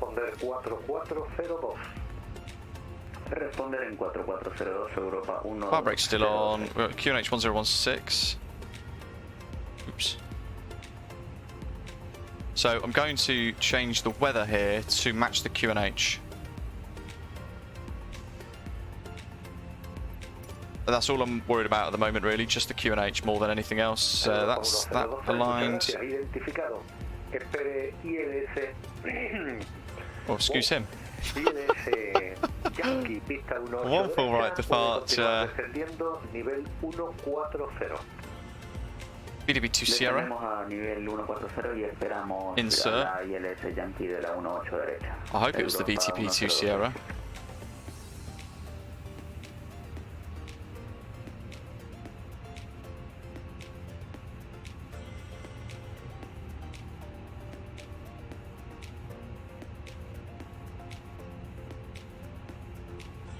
To CCS, I think it is, isn't it? VTP, sorry, no, VTB to Villatoba. Okay, let's get our clearance then, nice and quick, shall we? What stand are we at? Goodness me, I don't actually know. It's not stand 4. It is stand 4. Wow.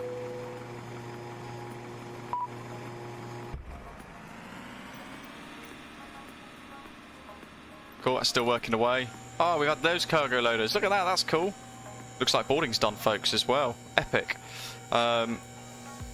Just trying to find parking stands. Oh, it is literally stand 4. Madrid approach, good afternoon, Osprey 165. Stand 4 with QNH 1016 and information Golf. Request RFR clearance to Malaga.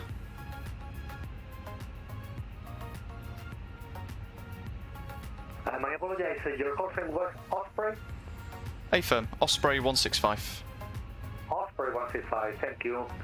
Very good evening, sir. And now you're clear to Malaga Airport 5 via Victor Tango Bravo 2 Sierra departure out of runway 14 right. Initially climb altitude 13,000 feet and squawk 4404.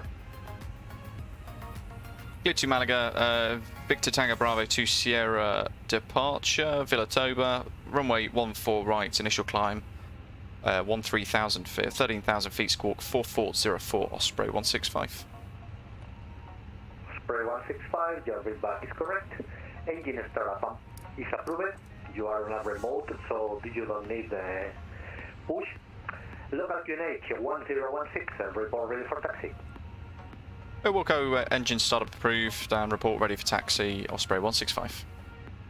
Osprey 165. For the next contact, Madrid Towers is now available on frequency 118.15. See you after takeoff.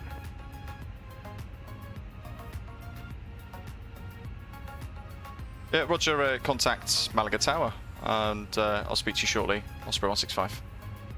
No, sir. Madrid Tower is now available in the frequency 118.15. Sorry, yeah, I got myself mixed up there. Yeah, contact Madrid Tower 1815, Osprey 165, thanks. Yeah. Just trying to find him now. LEMD ATIS is there. Can't find LEMD Tower though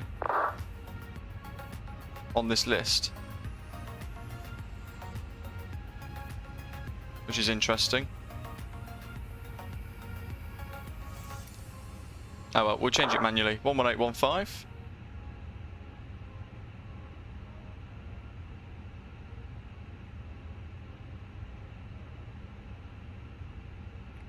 .4404. I'll whack that on now anyway, because I will forget otherwise.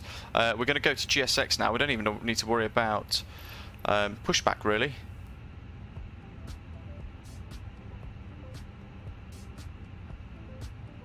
Boarding's complete, so we don't even need to. Well, it says prepare for pushback and departure. We don't need to. So we could just hit X and we could just start up the engine, or even. Let's test something. Dor says it says there tower. Have I completely missed it? Traffic. Brilliant. Stop here and complete pushback.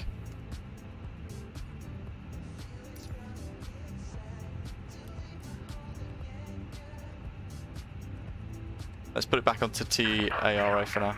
We are ready for pushback. Oh, look at that. There's a slight Spanish accent to it as well. Fantastic.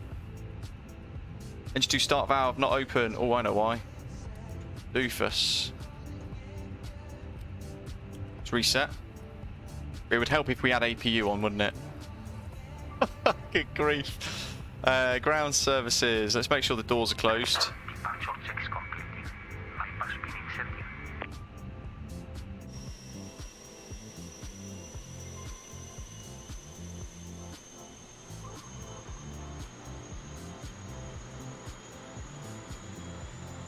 Good afternoon, Air Force 194, request jet platform to Lisbon, meet David says the VSR feed updates every 10 minutes, so best to do annual refresh before you change. The Catering 20 departure, out from runway 14 right, initial altitude 13,000 Wow, feet. I've just seen on the stream, it's really laggy on the stream, but I don't know why. It's not dropping frames. Weird. It's not dropping frames on my side, but it's kind of acting really weird. Maybe it's the NVIDIA filters. Stand by. Alt Z. Okay, game filters now off.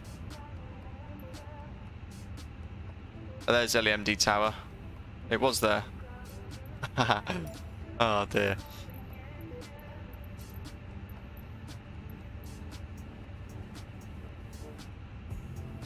Oh, I want to stop pushback.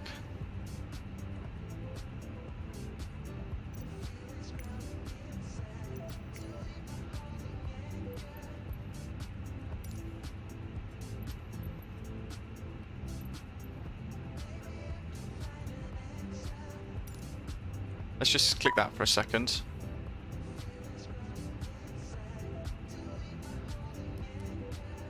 That's interesting. At the very top there it says dismiss the Fenix GPU. Let's just come off external power. Let's get rid of the GPU. Release parking brakes, please. Stop here and complete pushback. That's what I want.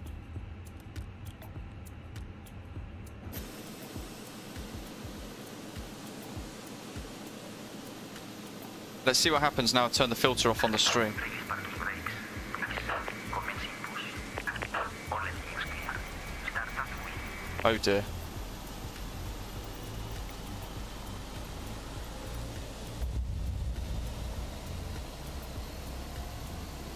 There we are. So we've stopped pushback there. We'll see what happens now. Fixed parking brakes. Waiting your confirmation for a good engine start. So I'm moving the camera around with the filters off. Where's BA 380? Very nice.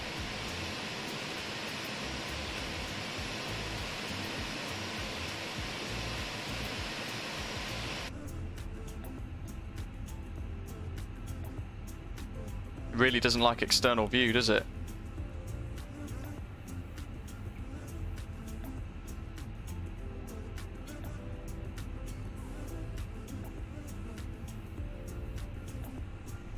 Very weird. Oh well. Hey, you know what? At least we're working now.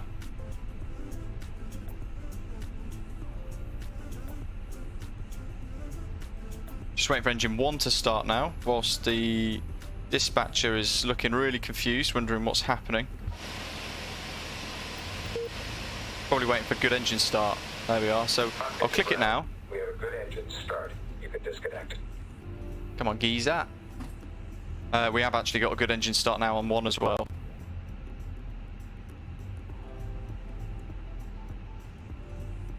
Ooh, you know what? Perf page. That's kind of key, isn't it? Let's get our performance calculations fed in. Packs on. Get a live weather. Calculate.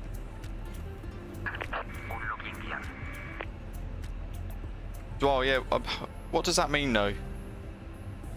So 118, 118, 135, 135, 0.4 up, 65, 2950s.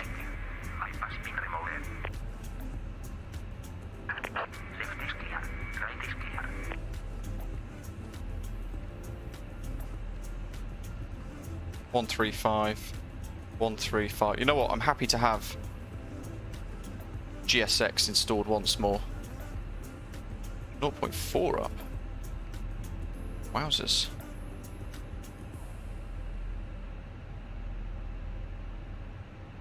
It's about there. Madness. 65. And 2950. Oops.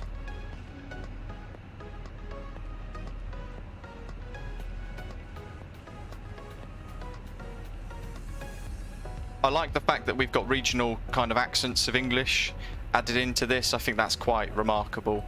That's something I'd not really explored too much of with GSX yet. They have a good trip at the top. Where'd he go? There he is. So interestingly, in that instance, he actually was holding it on the correct side of the aircraft, which is pretty cool.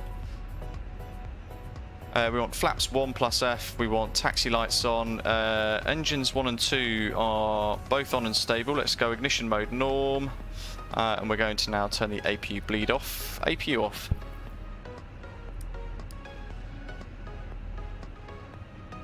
Okay, ready for a rocket ship departure, folks. Madrid Tower, good afternoon, Osprey 165, stand 4. We have got our startup and clearance from approach. We request taxi, please. Osprey 165, you're clear to taxi, holding point Lima Alpha, runway 14 right. Leave your stand to the right onto India 11. Then gate 6, taxiway Alpha 12. Crikey. Taxi to hold point Lima Alpha, runway 14 right. Leave our stand, departing right. Right turn onto India 11, gate 6, Alpha 12, Osprey 165. India 11, gate 6, Alpha 12, Lima Alpha. Got it. Happy days. Brakes off. We're going to do a quick left and right. That's nice. Look, the GSX folks are still there rating for us. We're going to do some control surface checks as we start to increase the thrust, move ourselves forwards. Oh, block fuel. Yeah, sorry. I left it there because I wanted to make sure that we had the other bits configured first. Too late. All good. Usually yes, but I forgot. Oh my good grief. Taxiing faster than I expected there. Oh my god, Sim Update 9's bug with the control locks now as well. Yeah, Dwell, you're saying possible external views blockage due to non-optimization. Is that something that I could do on my end that makes it better? We didn't have this problem yesterday. Yeah, NVIDIA filter seems to cause a bit of a frames drop.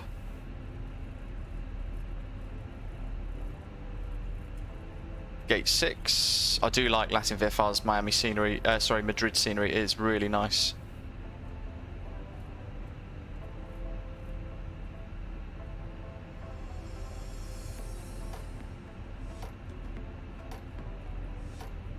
Life begins at 40. Hello, saying looking forward to see how GSX works on Xbox.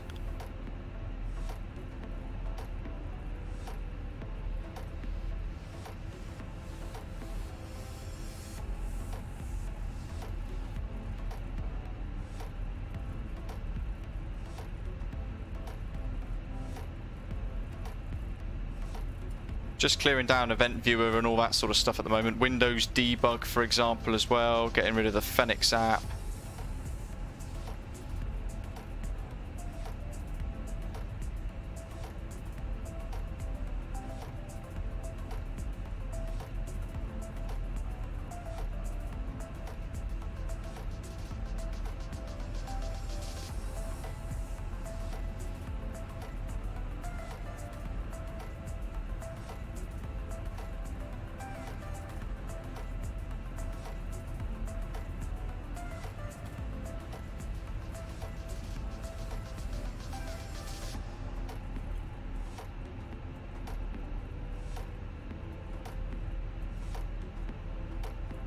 Ah, good grief.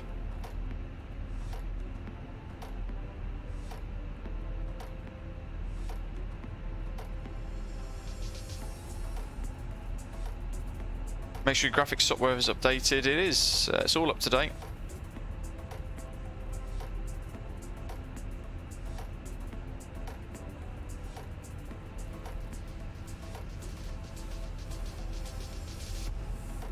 Osprey 165, surface going 220 degrees, 6 knots, gusting 18 knots, runway 14 right, clear for takeoff. Oh, hold on. Okay, Alpha 12. Is that this one? Jesus. Yeah. Via gate Alpha 12, runway 14 right, clear for takeoff, Osprey 165. Osprey 165, surface going 220 degrees, 6 knots, gusting 18 knots, runway 14 right, clear for takeoff. Clear for takeoff, Osprey 165.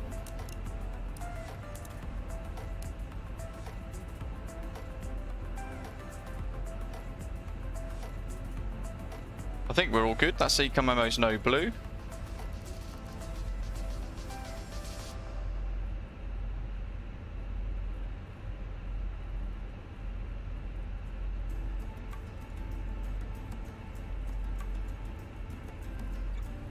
Free to wigwams.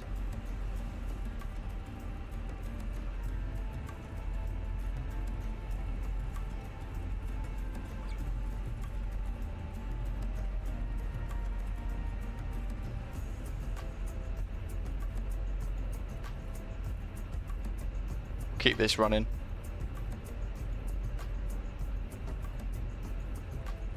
So we're at 40%. 2 clicks, flex, SRS. Master caution. Side stick fault. Cleared. Not sure where the frames have gone. You know what? Weirdly enough, it's really smooth on my side.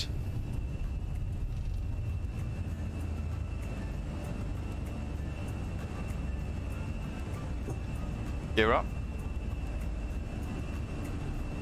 Autopilot on. Climbing away.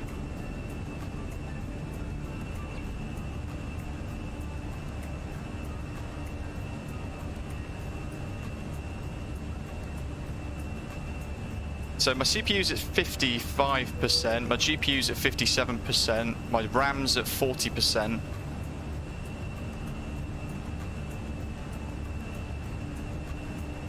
So the buff... Osprey 165, contact Madrid approach 118.75, good day. Contract Madrid approach 118.75, Osprey 165, good day. So we use VSR again.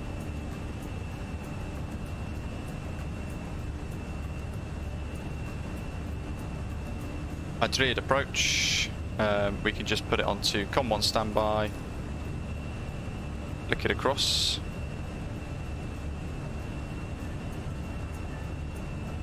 One 1875. Madrid approach, good afternoon again. Osprey 165 is climbing through 6,000 on the Victor Tango Bravo 2 Sierra departure. Osprey 165, hello again. Identify that you can climb level 240 and fly direct inbound. Hello again, climb flight level 240, direct inbound at Osprey 165. Madrid, aproximación, Europa 106, estamos interceptados en el localizador de la ILS Yankee de la 18 derecha. Pues en Europa 1026, con Madrid Torre 118, decimal 15, buena toma, hasta luego. 118, decimal 15, hasta la próxima y nos vemos. Here we go. So, the world's worst textures below. We've got offline services switched off, and we're now airborne with GSX reinstalled in the sim.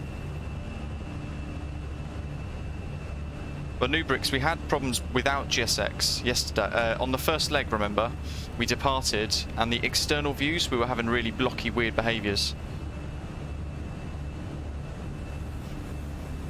What's the new VATSIM radio, Nubrix? It's this. So we can see all the controllers nearby, and it's got a plug-in that works in vPilot, which allows us to then select the next person that we want to speak to. We can have a look through all of this. We can tune tower and everything else, and it's split. On the bottom section here, it's split into airports, so we can see the collection of tower, ground, delivery, etc. and Madrid, and then the center controllers, the approach controllers on the top section here as well. It's pretty cool.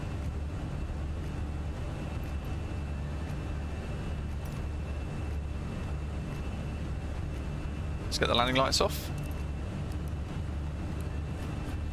And the signs off.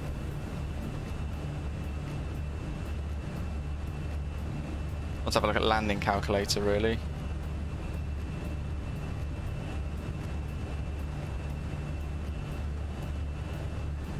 David says if you click on the frequency field, it'll automatically change to COM1 active. So when we get handed off to Unicom in a second, we will try that.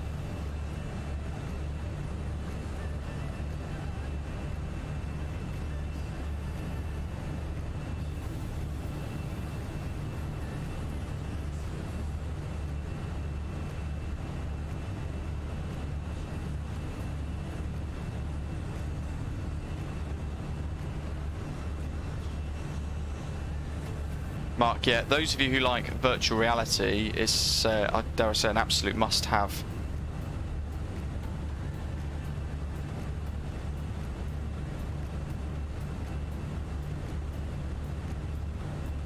Almost 100 likes, appreciate it, folks. I know we're not having it smooth, are we? All of us, in fact, in MSFS.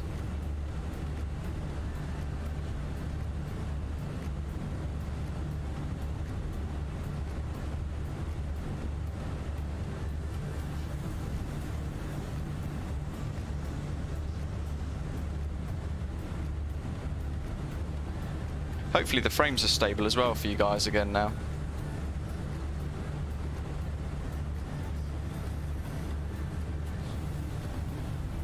Blue said, I once drew something with a crayon that looked like those terrain textures.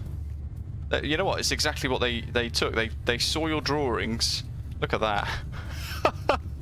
They saw your drawings with a crayon and thought, you know what, we need to replicate that in the flight sim world. Liam's managed to get all the way to Malaga, no crash to desktop. Nice one. Oh, top bar still off. Yes, sorry. Thank you for reminding me. Let's get it back on. Malaga. LEMG. Oh, no, sorry. LEMD to LEMG. And we're now Osprey 165. RIP First Choice Airways.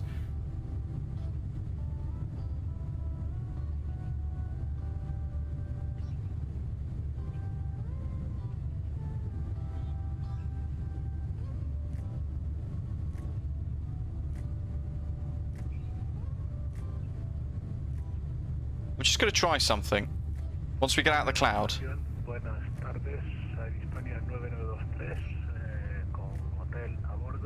going to go back to external view.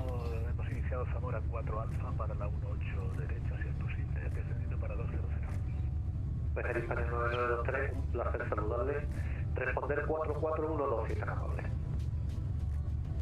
4412, Hispania 9923. Rich, thanks for the ATC earlier on ground.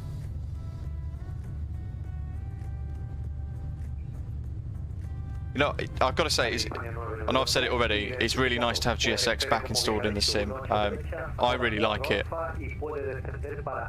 I like how, I mean, we didn't go out the flight deck really to enjoy all of the animations and everything, but we could hear it all going on behind us. We could hear passengers boarding and all the rest of it.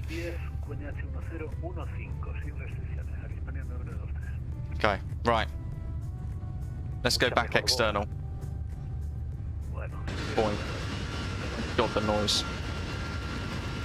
Can't even hear the controller now. Osprey 165, now leaving my airspace. Please assume on navigation, monitor Unicorn frequency, and enjoy your flight. Monitor Unicorn for Osprey 165. Thanks very much to the ATC. Have a good day. Oops, wrong button. VATSIM radio. So what we're going to do is we're just going to click Unicom.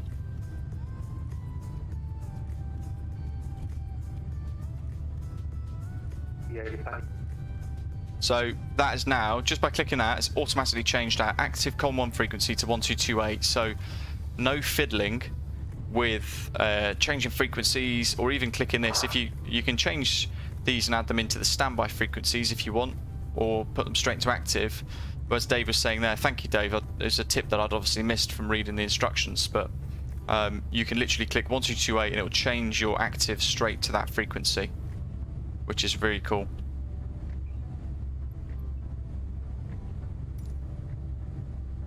Was the external view quicker, by the way, folks? When we zoomed about? Oh yeah, I got sidetracked. Might have to do it again.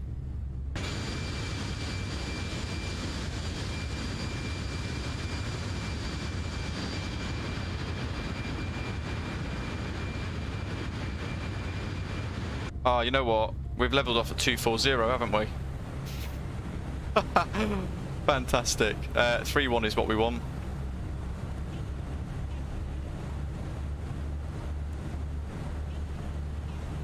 And then from Vulpe, so we've got to think about our arrival as well, don't we? Much smoother. I've just seen it on the stream.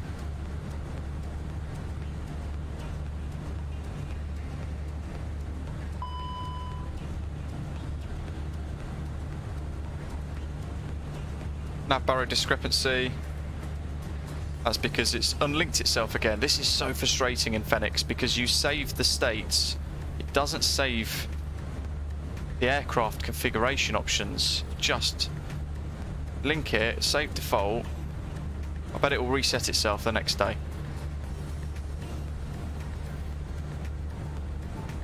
Right, anyway. Equitime point there. Vulpe is where we want, and we've got to make things... Got to prepare for our arrival to Malaga as well. We need to try and find out the real world weather at Malaga at the moment so we can feed it into the fake weather in the sim, because we're using everything offline at the moment. Neil's definitely going to use VATSIM radio.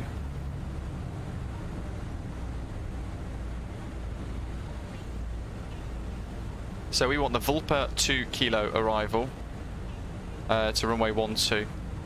Clear of conflict. Holy moly, what was that? I didn't hear traffic, but I saw TCAS just suddenly smash down and get us up. Traffic.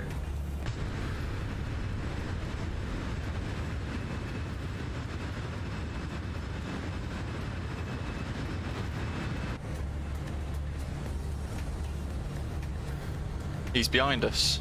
Who's that?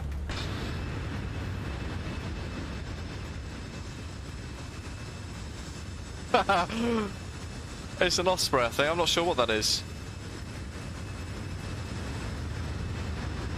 I think their TCAS has intervened. Liam, QNH1014, clear weather at Malaga, lovely. Oh well, at least we've got a bit of TCAS action there, but we've gone off our flight plan now, I think, haven't we?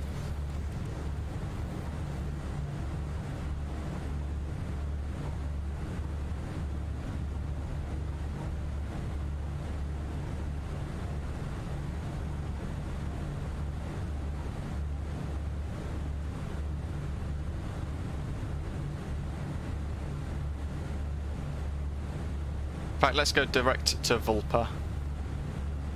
And then no nav intercept is a bit worry, isn't it? What's happened?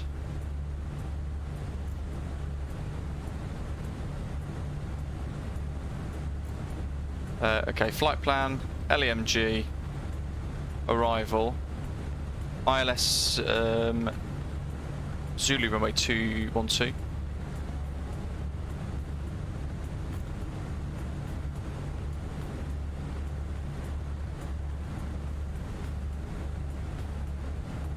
Alpha 2 Kilo.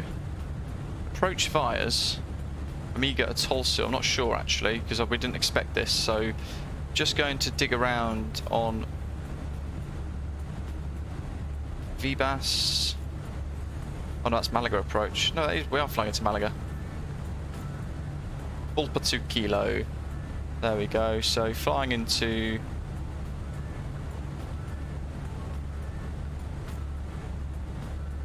Amigo.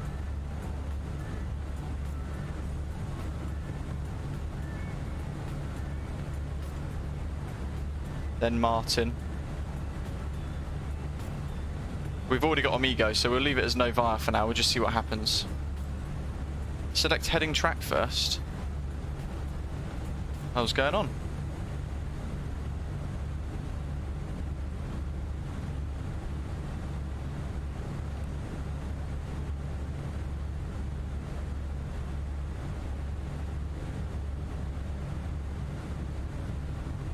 That is weird.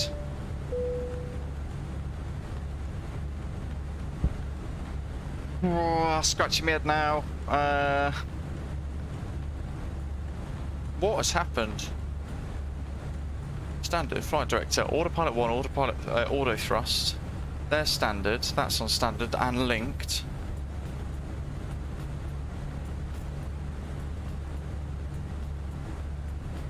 They're off. None of those are showing any errors.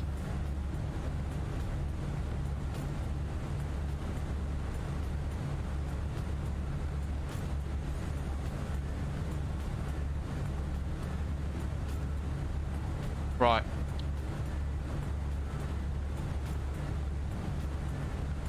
We're back in the game. Woohoo. Not sure what aircraft that is around us, to be honest.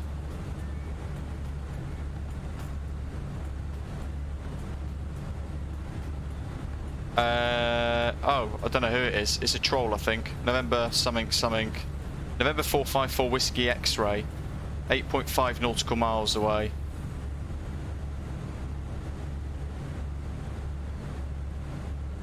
No idea what they're doing. Top of climb coming up though. Yeah, Doc, thanks. I'm just having a mind blank.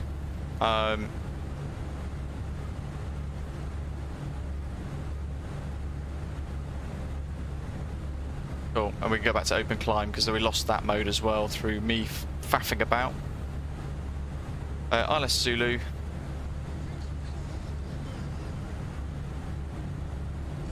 Runway 12.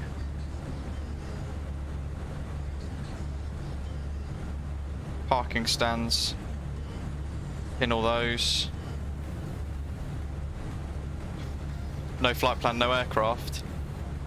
Cool, so what I'll do is I'll just hide them. So I've clicked ignore. Ignored on the ignore list now, so he's invisible. Can't see him, can't hear him, won't affect us. Madrid, Alicante. And we're at cruise altitude now for a little while. Enter destination data is on the ping up on the MCDU. So META LEMG for Malaga. Winds 130 degrees at 15 knots. Gusting 090, variable 160. Cav OK 25 degrees Celsius. QNH 1014. No significant change expected. We'll feed that now. Initially into here.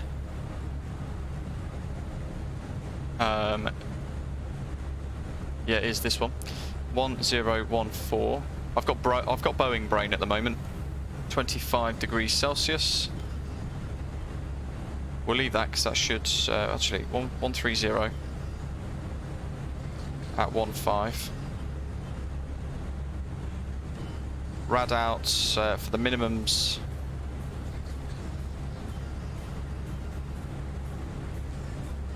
$320 feet.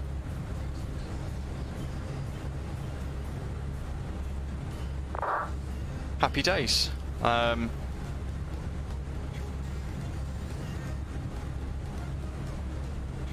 Yeah, sweet.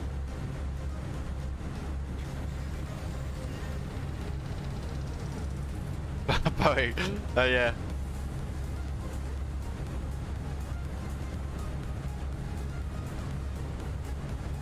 Edward, so we're connected to VATSIM, which is different. So we've got offline services offline from the sim. All of the Bing photogrammetry, everything's been disabled. Live weather, the lot. Few clouds. Let's do few clouds. We want 1014. Temperature 25. Wind. Surface wind. Wind from 130.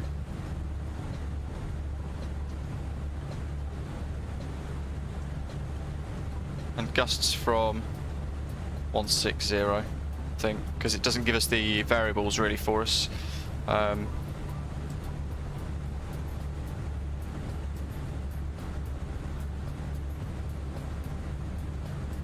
we'll have to do 1 there. Speed of 1. Oh, sorry, 15 knots, isn't it? That's the... You can tell I don't use this very much. Holy moly. Wind 130 at 15, gusts. Gust speed at 15, so there's no difference there. Gusts per minute, we'll just do like 1. We don't need it to be too crazy, do we? And that'll do, I think.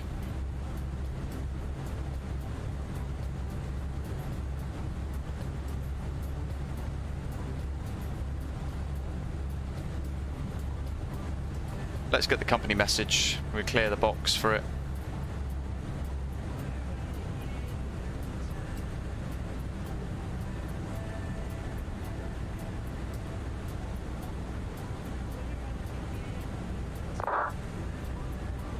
Got a 59 knot sort of partial crosswind at the moment.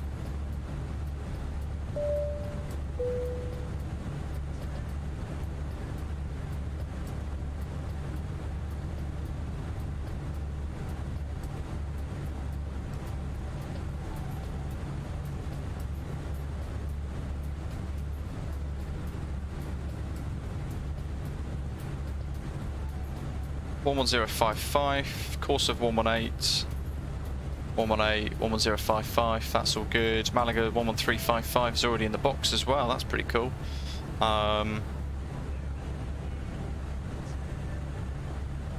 What we can do as well is add a fixed ring around Malaga.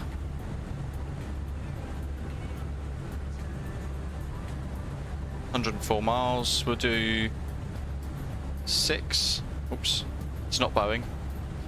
6, and we'll add 10 MLG.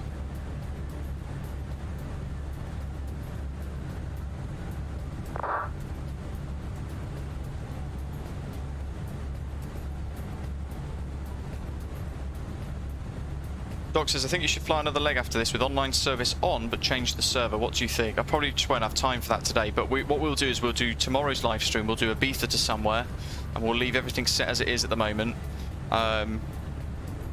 We'll just run it with offline services switched off, online services switched off, but we'll keep GSX installed, and we will use GSX throughout the whole journey tomorrow as well. Just see what happens. We've got to investigate these things, but certainly now I'd be very confident saying it is a issue with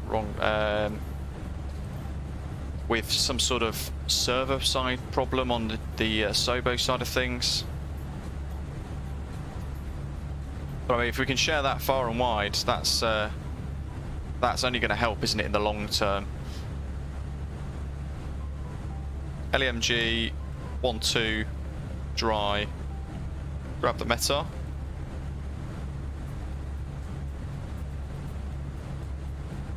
landing weights. We've got to think of a route, by the way, folks. We'll start at Ibiza tomorrow, but we need to fly somewhere. Whether it be in the PMDG 737 again, or the A320, I don't mind. But I want to do a flight out of Ibiza. I'm more inclined to say 737 again, because I'd like to do a full flight in that again, without crash to desktop.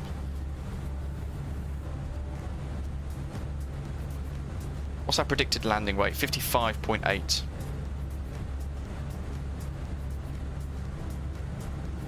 We'll do 59.0. Idle reverse. Low auto brake. Flat full. Auto thrust on. Manual landing. Look at that. Thankfully, I think we only have reverse idle, so it is what it is.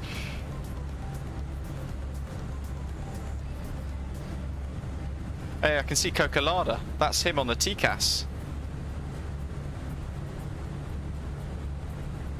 Have we hit top of descent yet? Oh my god, I think we have.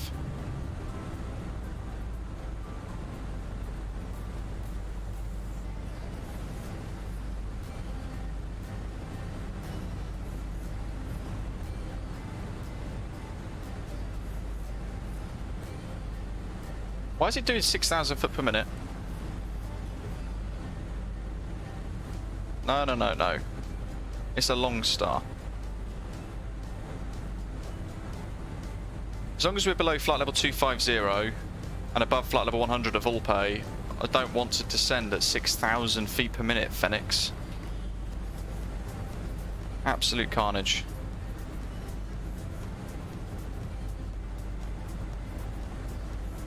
Joey Goofy's going to be testing on the European North server at the moment to do a little flight.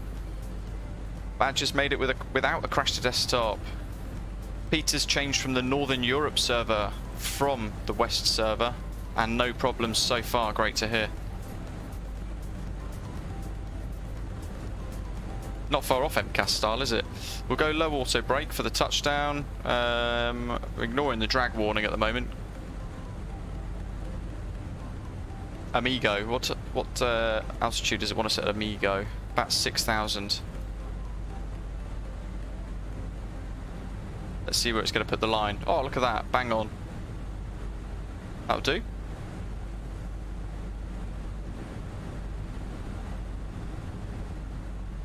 And eventually we're going to get the VNAV path nice and sorted.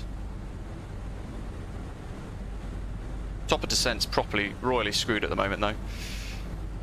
Madrid control is online. Yes, they are. So let's use VATSIM radio again. And we'll just click across to them. It'll be in the top section here. Madrid control. Click into the active. 12575. Awesome. Now I don't know if they're going to be controlling us. It says LECM North, so I'm inclined to say no.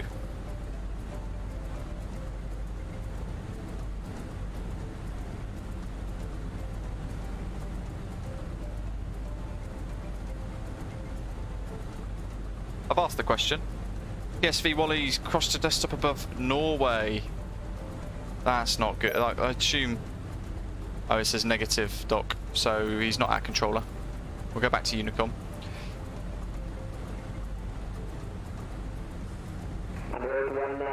Circular, call up 2 Golf arrival into Santiago, for now descend flight level 250.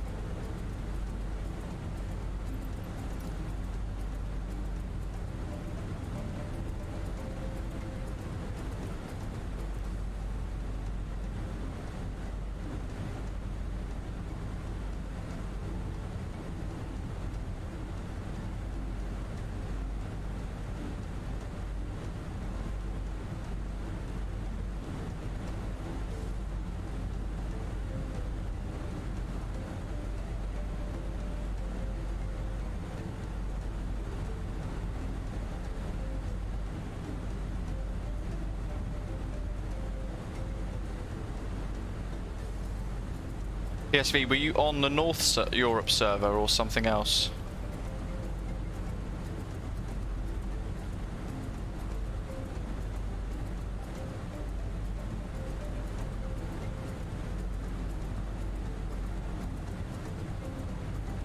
Back in, yeah, well, yeah, the tone and the manner at which he kind of rebuked the fact that it was causing the crash of desktops came across quite rude, but at the same time, you've got to also potentially consider there could have been a language barrier or something else, because it's not necessarily his first language.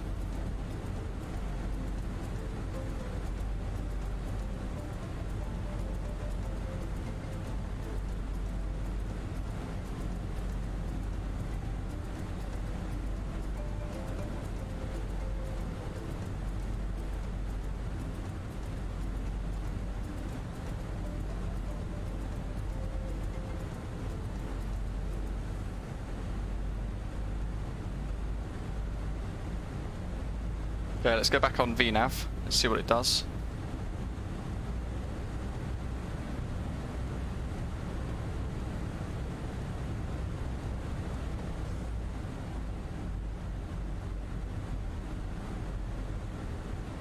So we're going to use the rest of the VNav descent now, see what it can achieve. Avsim says, credit to this Chad flying on MSFS without Bing imagery. What on earth is this sim without it? Yeah, I know. It's shocking, isn't it? Look at that. To be fair, if you squint, you don't really notice it.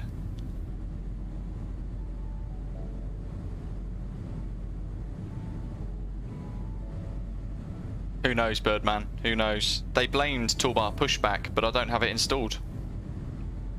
So it can't be that.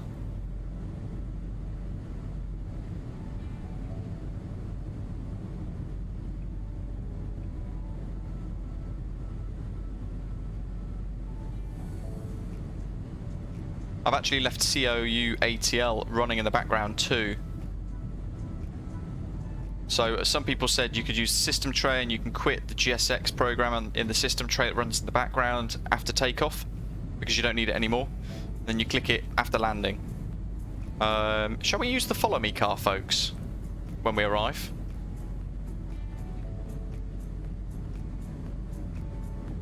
PSV Wally North server switching to external view. So it sounds like there's some sort of issue when we go to external view and it's trying to render the world around us really quickly. Odd. But yeah, as Dwell was saying, I'd sooner low imagery than crash to desktops. So we will activate FSX mode for tomorrow as well. I mean, look at that. Oh god, it's like flying on FS 2002 again. Those were the days. Classic. Dwell says yes, use follow me. Blue wants to see the follow me as well. Okie dokie, we shall do that.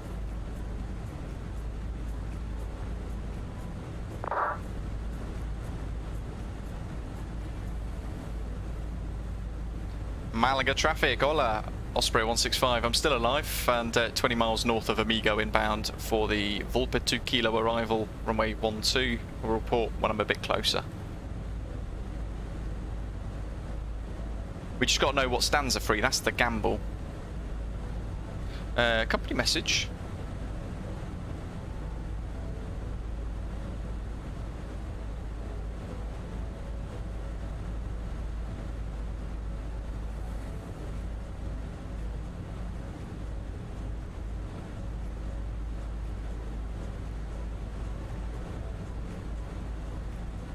Weird.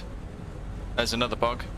Just giving me the first choice spread load sheet from our earlier flight that crashed.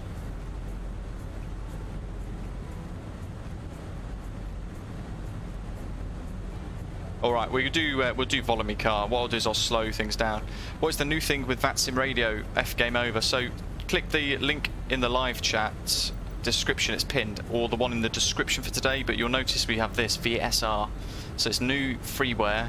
It's been created by a chap called David in the community. And what it allows you to do, it's amazing for those of you with like VR headsets and things, but it allows you to bring a pop-up up inside the sim with all of your nearest control points.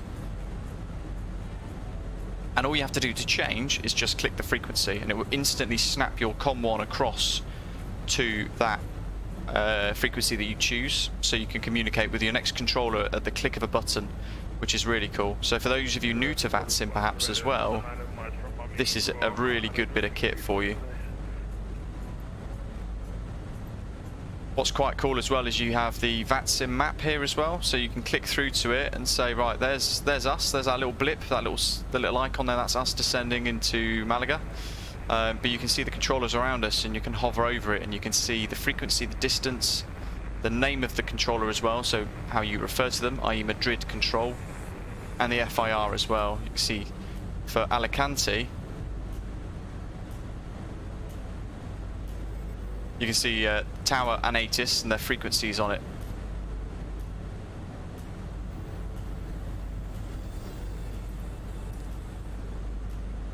How are we doing on the descent here? I think we're looking pretty good. 2,500 I think is what we want. We'll set 2.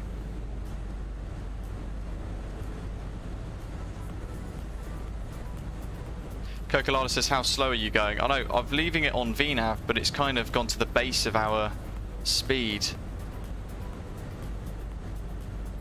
What is the speed limit point? It's 250. So why is it doing 230 something? So again, this is some weird behaviour from the Fenix.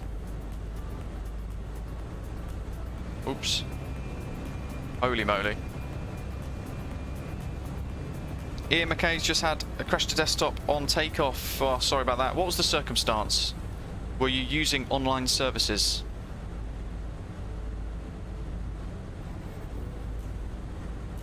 FGamer, yeah, you have to be logged into vPilot at the time, because to use it you have to be on VATSIM, you have to be connected to the VATSIM network.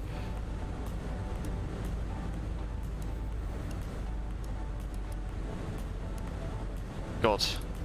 The Fenix has got quite a few bugs with it as well, hasn't it? Let's face it. That's twice the price of GSX.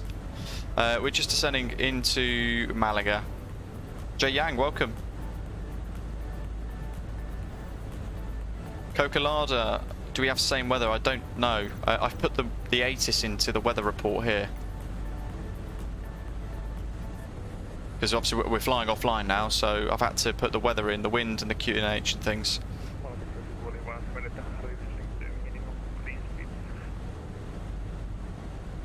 No online service, says Ian. Oh. Good grief. As in, was it completely turned off in the sim, and then the sim restarted?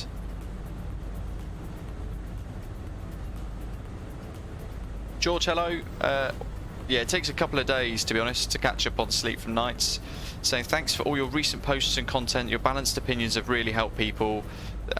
Yeah, it's nice to hear. The post the other day, I got a bit of criticism for it, but I think it was important to remain on balanced and fair with it. There was a lot of fire and hate sent towards GSX, and now it turns out it's nothing to do with GSX. So there's a lot of angry people, furious, saying that GSX was causing the crash to desktops, but I think we could pretty much say with certainty it's nothing to do with that add-on. It's just a really unfortunate consequence of the fact that it's released at the same time Asobo have wrecked the servers and put something in place that's triggering significant crashes for people.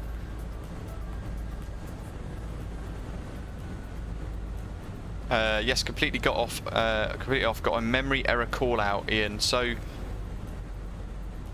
check your sound settings in the sim.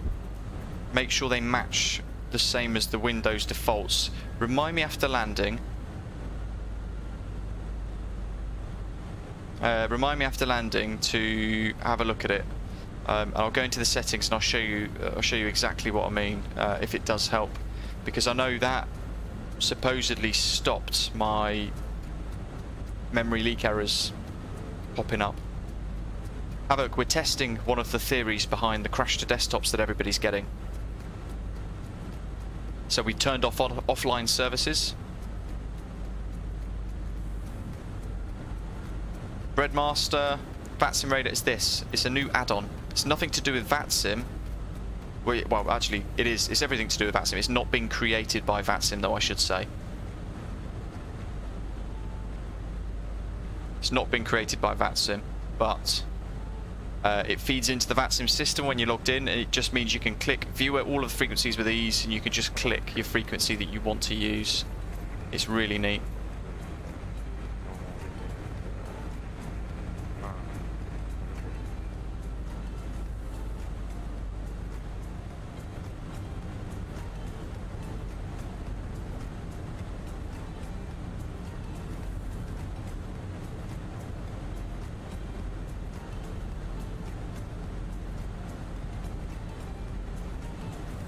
God, look at this awful turbulence.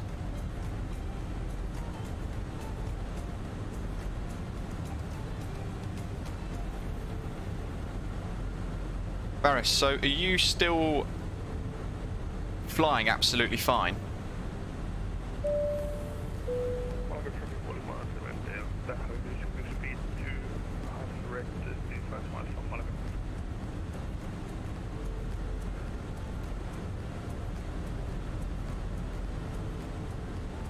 I'll tell you what though, the Fenix flight model is looking really sloppy on this.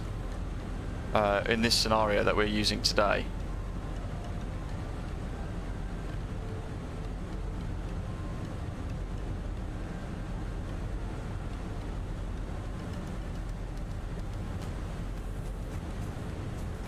Cool, that's all done.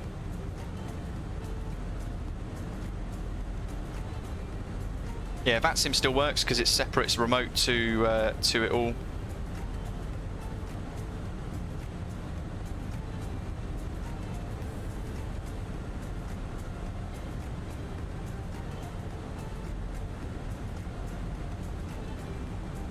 Picking up the ILS now.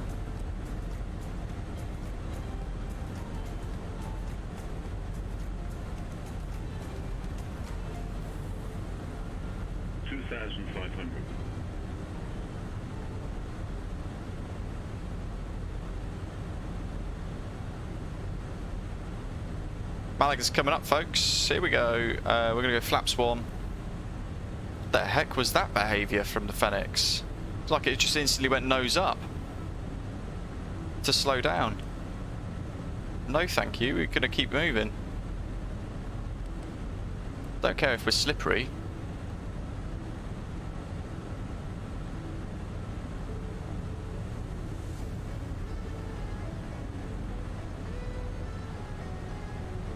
$180.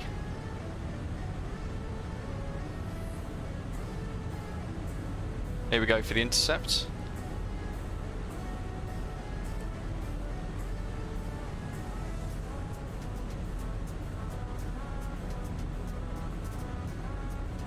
$145, 25. Approach mode's now armed.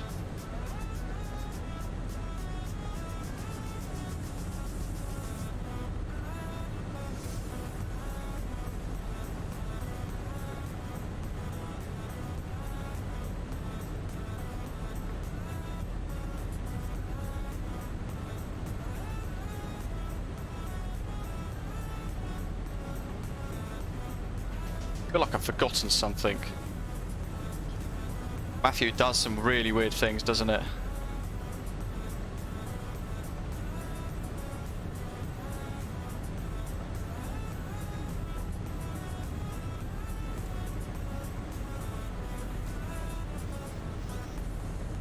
Happy days. We're at 2.5. We're going to level off here. Missed approach altitude, folks, is 2,200 feet, interestingly enough. We'll leave it set to 2.5. Here we go. ILS captured. Holy Christ, that's a sharp turn. The flight model is really not happy, is it? Look how messy this is. I don't know what it's doing anymore. This is Fenix. Madness. I put the signs on, but it's telling me they're not on. Oh, they are now. Cabin ready.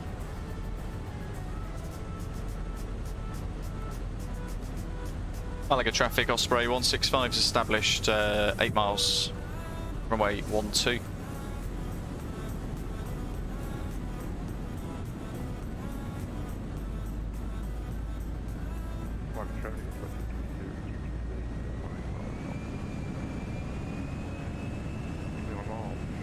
What is it doing? It's just a mess, isn't it? This is a weird experience.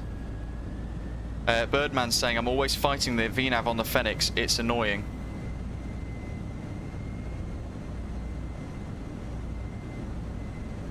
There we go. We've got some really nice freeware scenery here at Malaga, by the way. This is the first time in a week we've been able to complete a full flight nicely. And we've got GSX installed again.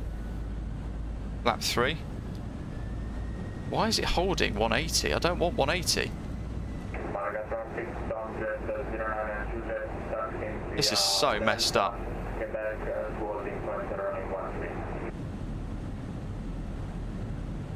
We've activated approach phase.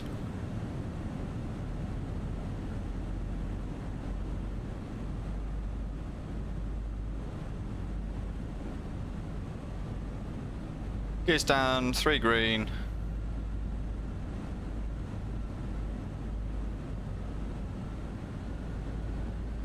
Cocolado, I know that you're behind us, but I can't really. I'm struggling to kind of just get.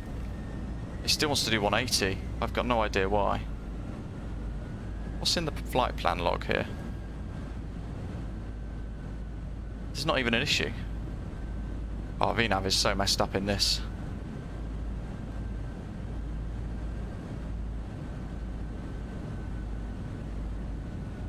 No flap free mode. We'll go full flap now. No, it still wants to go to 180.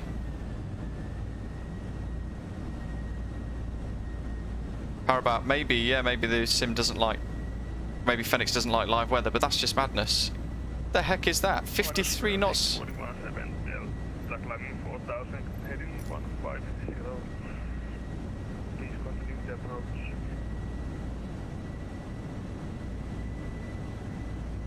Speed. There's an example of Windshear.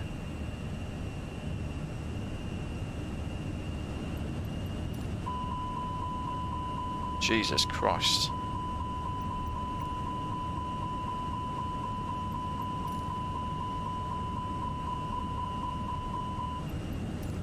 What a mess.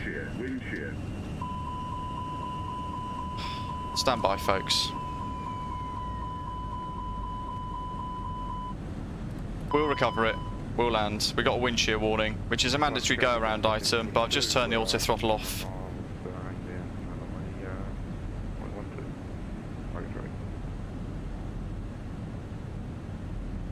So the Fenix doesn't like live weather.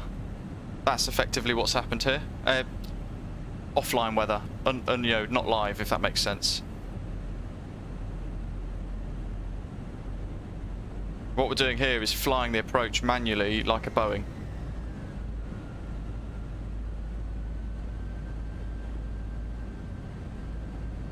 Yeah, so that's a good example of wind shear. This is exactly what wind shear is.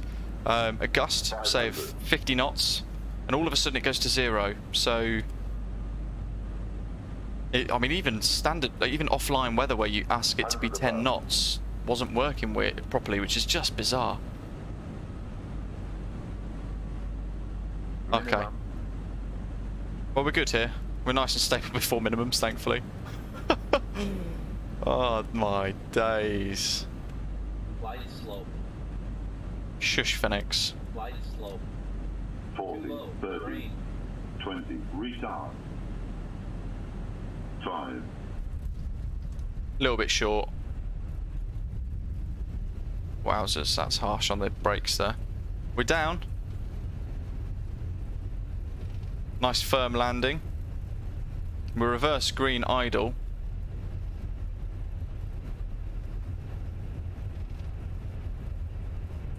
And we're going to vacate at Echo 9. Manual brakes. Do we know what stands are free?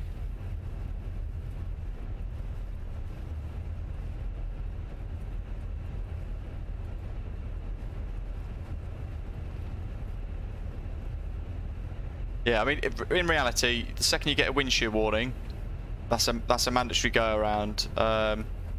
Wow, he's not had a good day. Oh my good grief.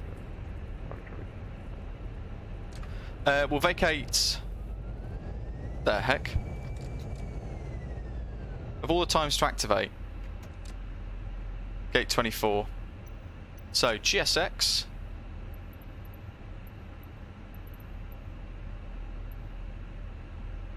Gate 24. Yes.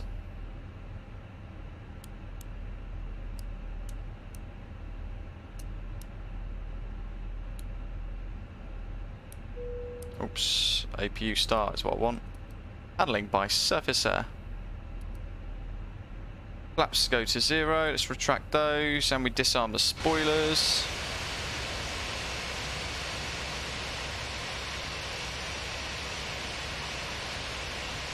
One minute for the follow me car. Here he comes, you see him there. Fantastic. Does make me giggle. What we can do actually as well is go to GSX settings, and we're going to slow down the follow me car to 8 knots. That's definitely not 8 knots. Malaga traffic, Osprey 722. Where'd he go? 2 miles, landing runway 12, Malaga traffic.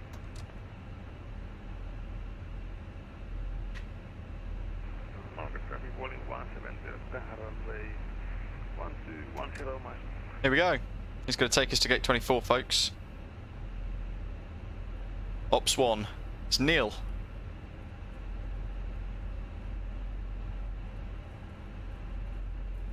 Zero crash to desktop with GSX though, folks. It's not GSX. Malaga traffic, Osprey 165's taxiing under the follow me car to gate 24.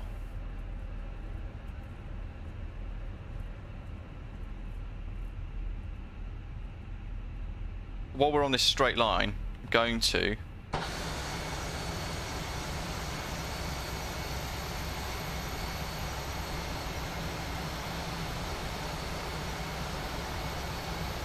take a screenshot. How about that? That's a wicked screenshot.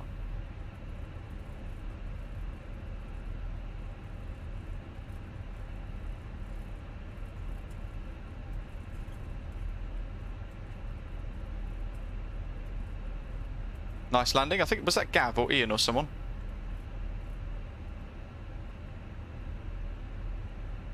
Syed, yes, I do get quite a few, buddy. It's rather frustrating at times. I reckon we could do a single engine taxi here. Let's go. So it's engine 1 off. They always taxi in on 2, from what I understand, from what I remember. Unless I've got it horribly wrong. This 8 knot speed's pretty good. Slow down in the bend for us. We've got a good distance here. Malaga traffic, Osprey 722, vacating runway 12 by Echo 8. Malaga traffic. Malaga traffic, runway 125. This is so cool. Malaga traffic. Yes, Dwyer, thank you. Sound settings. Wait till I park up and tell me. Gav, epic. So that's all on. Gen 1 fault, that's fine. PTU.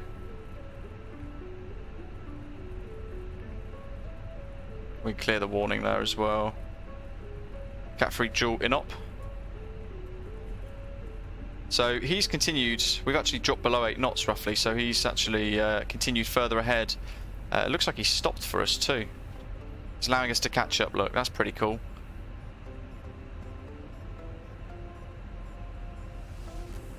Lolo, if you don't have model matching and you use model matching and you use VATSIM, you'll just get default random generated aircraft. Now, I'm not looking at any charts. I don't know where gate 24 is. I'm just assuming this is going to take us there. It's all very exciting though.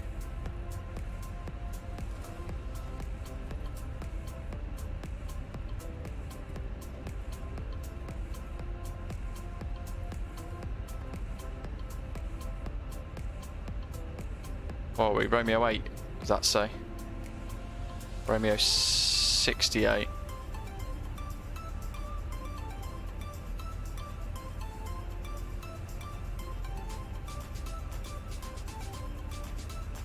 I can tell you now, folks, it's nothing to do with GSX, this crash to desktops.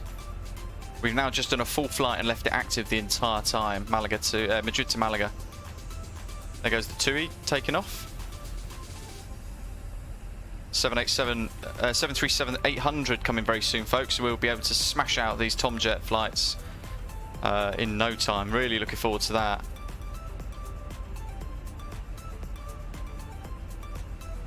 Diego, fantastic.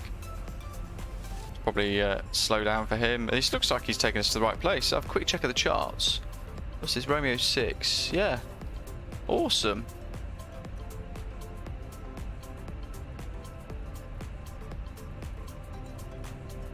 Now, there's something that we could get an airport tweak for.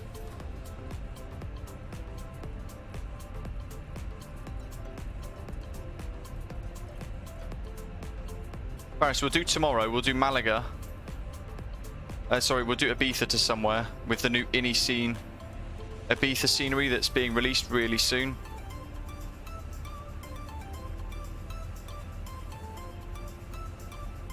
Hold on, shouldn't we be on that taxiway? I don't know. We'll keep going.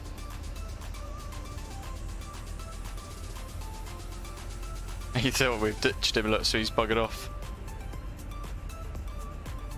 Gate 24.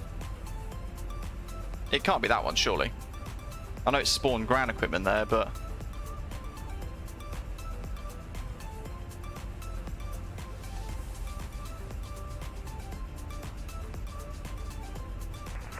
So what this will do is it would just require an airport edit, really, to try and change the way that the scenery works with the Follow Me car.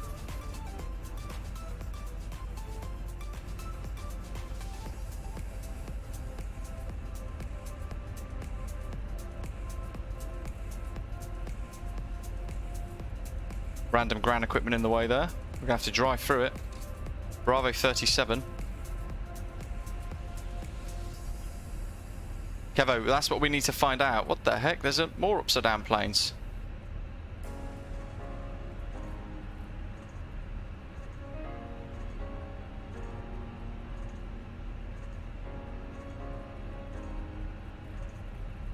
More vehicles getting in the way. Oh, look at that. He's indicating left. He's telling us to turn left. There's the sign change. Left indication, left arrows on the signposts.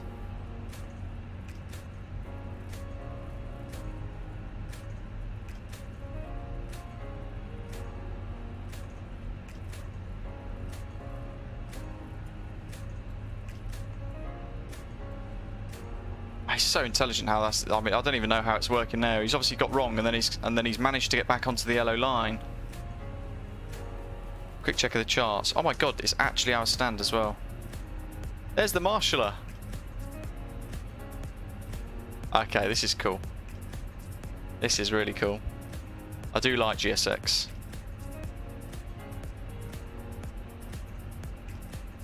No idea where that plane's gone. Enter air there. Peter's landed. How cool is that? What do you guys think? Now you've seen GSX work start to finish with no crash to desktop.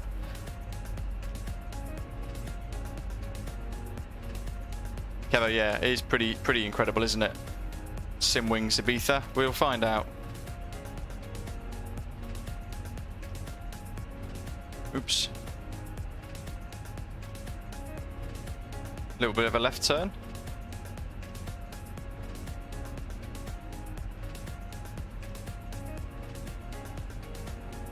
Carty was right.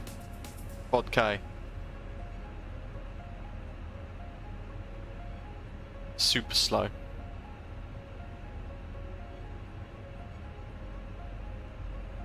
Needs to have a little burst of power.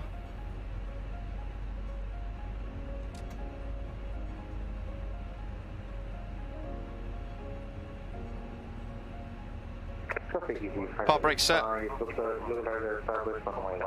It's going to be engine off. APU's on. Let's fire up GSX, folks. That wasn't a very good parking. That's her fault, not mine. She's even bowing. She's parked us badly. Oh my good grief. Oh well. And what we could do is we could request deboarding then. Deboarding requested. Oh look, we got... Traffic EV 565, landing runway 12.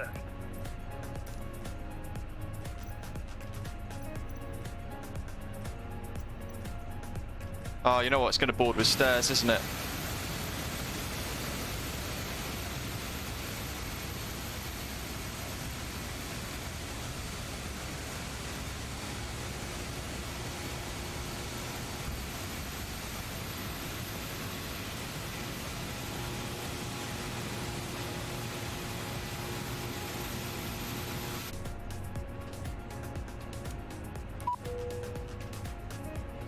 Open one left. Oops, that's... Deboarding started. in here, isn't it? Ground services.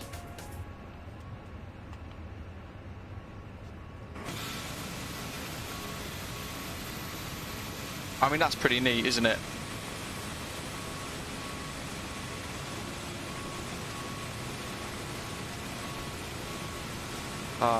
You know what I've done here?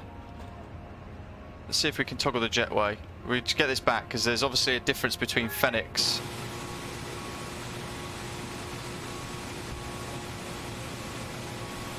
Georgia, it is quite buggy, but it will get there. Personally, I can overlook some of the weird flaws and the weird behaviours, but how cool is that?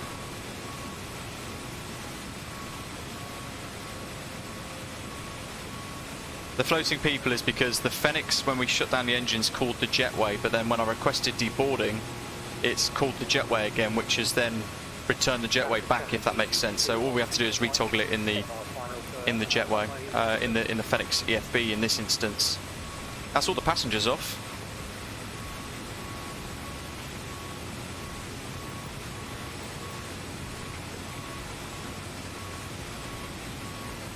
Almost all the passengers off.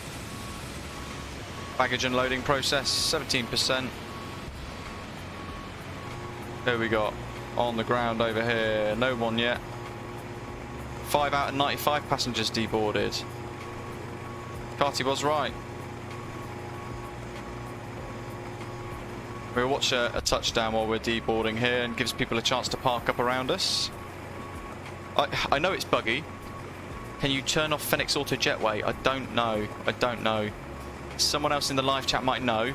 If we can, then yeah, absolutely that needs to be done. But yeah, it's the jetway got cancelled by GSX because it was automatically called by Fenix on engine shutdown. So it's just a little tweak that we've got to make somehow, and then that won't be a problem anymore.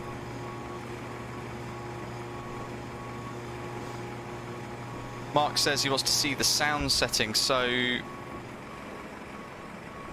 let me find, where is it, sound settings. So initially you've got to go to Windows for this. Little, I'll just use rudder pedals, buddy.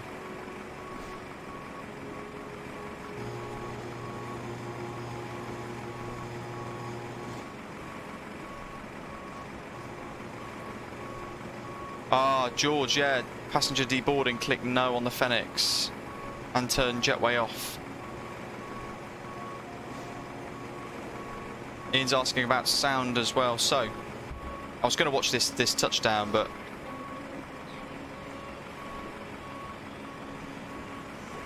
let me just change window capture here.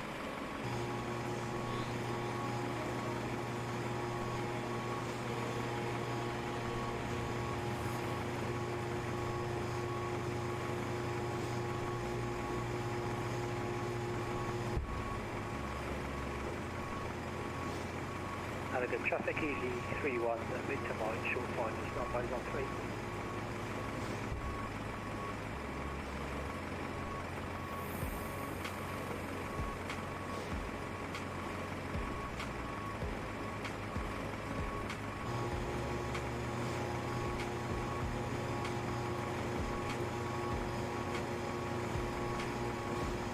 Alright, we'll wait for touchdown here, then I'll go to sim settings because it will basically gobble up the entire the screen. EasyJet, awesome.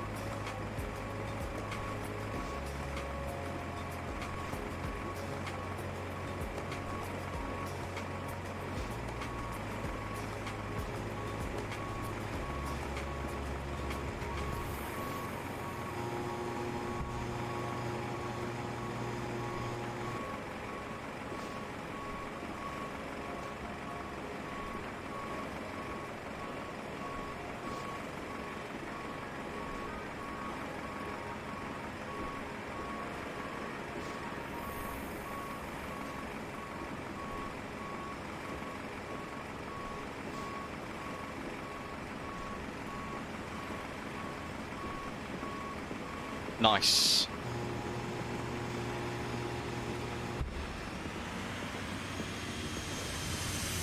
Zoom, zoom. The links to this scenery, by the way, folks, is in the live stream description. And I mean, the terminal looks fantastic. It's created by Coca-Cola in the live chat. Everybody, look at that. Great for a freeware terminal at Malaga. Malaga was sorely lacking a decent scenery. We all know that. There we are. Oh. We tried. But again, we just got to change. It's because there's no profile set up for it. So actually, you know what? Let's leave the view there. We will edit this live so you guys can see how it all works. But we'll do the sound settings thing now. Here we go. So, go into Windows and just type in sound settings. Click that first, and then it'll open up this menu. With MSFS booted up, you want to go to Manage Sound Device. Where is it? Advanced Sound Options, and then you want to find Microsoft Flight Simulator. It says Default and Default. At the very top, the output is speakers, the input is microphone, right?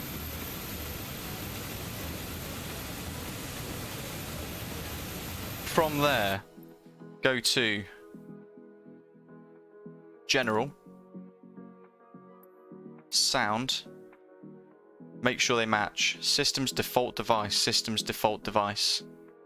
And that, weirdly for me, was apparently the fix for what we needed. Now, in GSX, we want to edit this gate, right?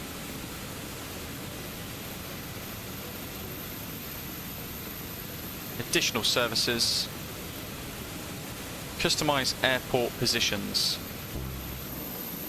Okay, so we can't customize while the airport services are active. That's fine. Boarding is almost, or deboarding is almost complete. Cargo trucks look like they're on the way out. They've closed the cargo doors now as well, so that's already done. We just got to wait for passengers to deboard. Then we'll go through the GSX stuff once more. Jan, the sim crashed 3 times in total, but we then turned off online services completely off, and we reinstalled GSX to prove that it's nothing to do with GSX, and then we were able to complete a full flight.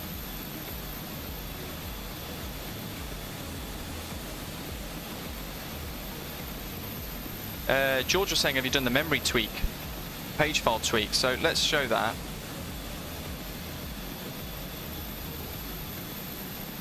That's in here. So system properties, advanced, performance, settings. You click advanced and then virtual memory, click change. Now for me, I've just left it untick automatically manage, and I've just clicked system manage size, because if I'd set the custom size, which Fenix recommends, I was getting loads of crash to desktops. So I don't advise doing that anymore. Okay, for the next bit, I'm just going to get... Coca-Cola says check out the night lighting on his new terminal scenery.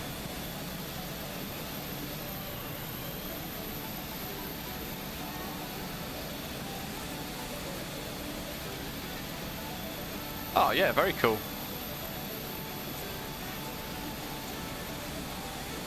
Nice work. That's better than some payware. Okay, let's edit GSX airport stuff. Alright, let's deboard the crew as well, why not? Jan, yeah, pretty much, which is really unfortunate, to be honest. I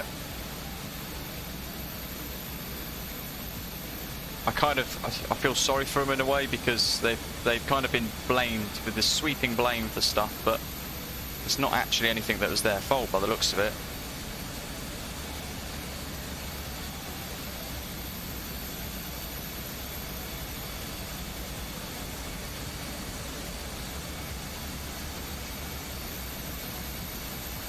Right, let's get rid of the crew, and then we're going to go into the editor. Parking editor keys, so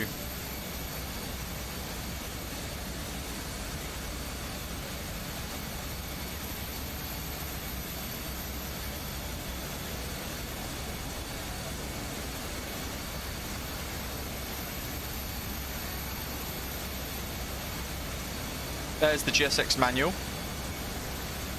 And we'll keep that on the screen whilst we go through this.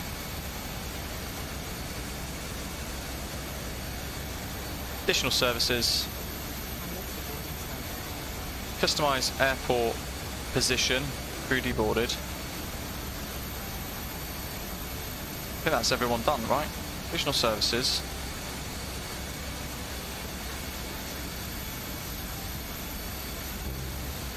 Okay, we've still got assistant services going on.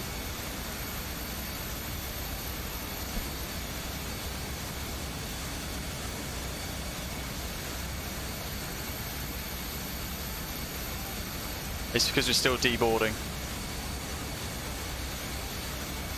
George, no worries, buddy. Have a good one.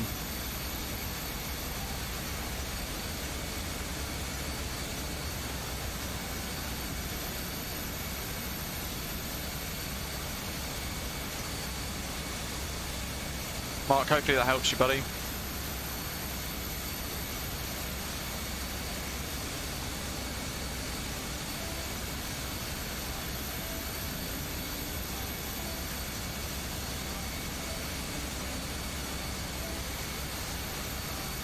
Pilot's deboarded. There goes the jetway. Deboarding complete. There we go. So, right, additional services. Customise airport positions. Here we go. Right, this is where it all goes absolutely mad. I'll go to another screen here so you guys can see it all.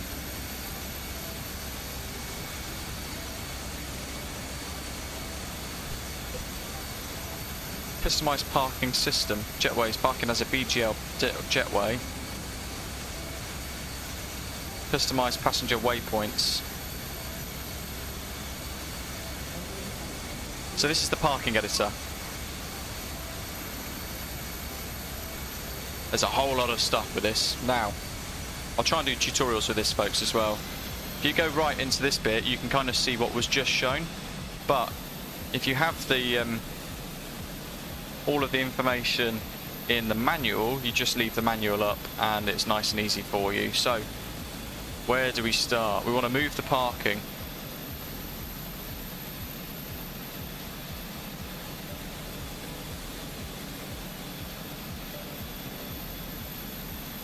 Until the nose wheel is on the centre line, and for that I'm using shift backwards, so the arrows on my keyboard, the up arrows, left arrows, right arrows, that sort of thing. So there we go, that can send it there. F6 to increase the parking size, so for slightly bigger aircraft. Decrease object height, cycle previous parking system, next parking system.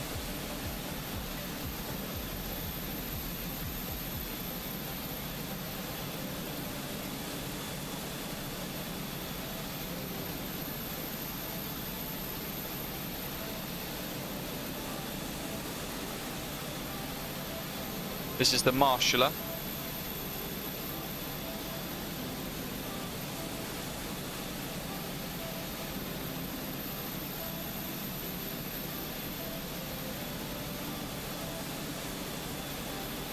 We can move him all the way back.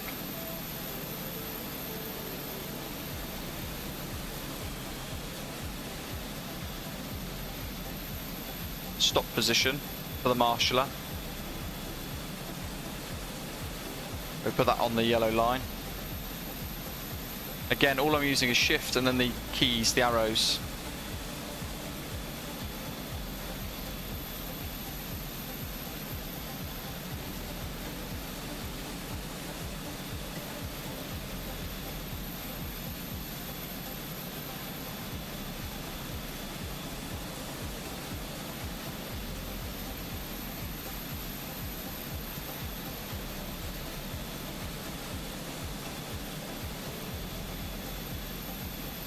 Oh, we can add VDGS.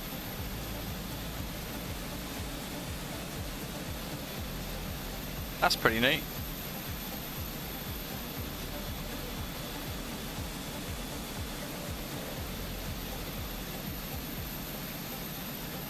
So I'm using F2 and F3 here to cycle through the different options.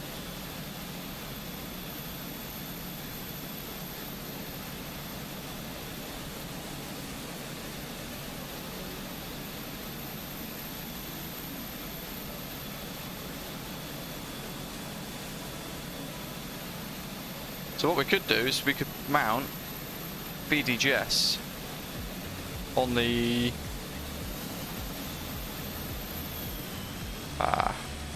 wall.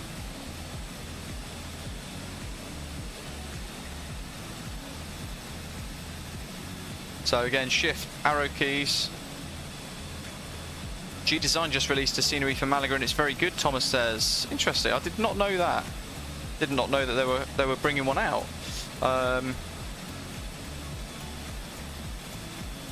F3. Let's just find a bit of a decent one here to use. Where's the one with the bracket? It's probably what we want, isn't it? There we go. So we can then click, is it Q to raise? So lots of multiple clicks on Q.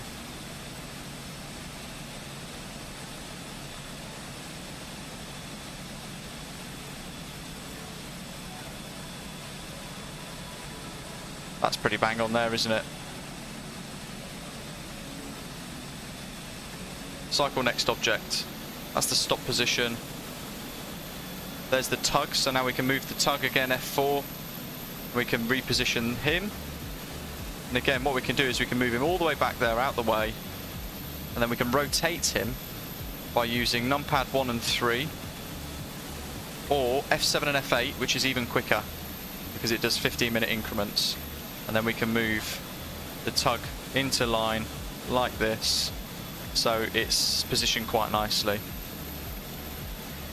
Jay Yang, nice one, have a good one. If we press F4 again, circle next object. This is the baggage tray in the front. I mean, that was in the right position anyway, wasn't it? Where is he? Okay, actually, now we've moved the plane. This guy's too far away. Too close, I mean. So we can move him there. And we can move him there. Cargo train main.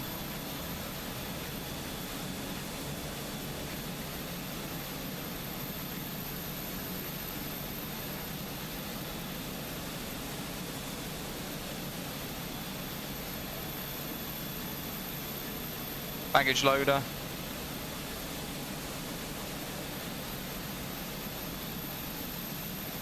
We can move them right back.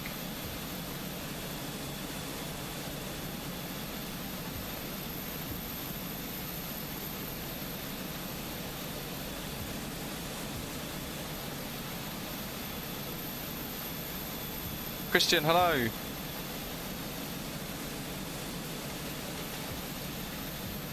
Stairs rear. Now what we could do, we can put him all the way out the way, because it will conflict with other aeroplanes. I don't know what that one's supposed to be. Stairs mid, don't want them, don't care about those. Stairs front.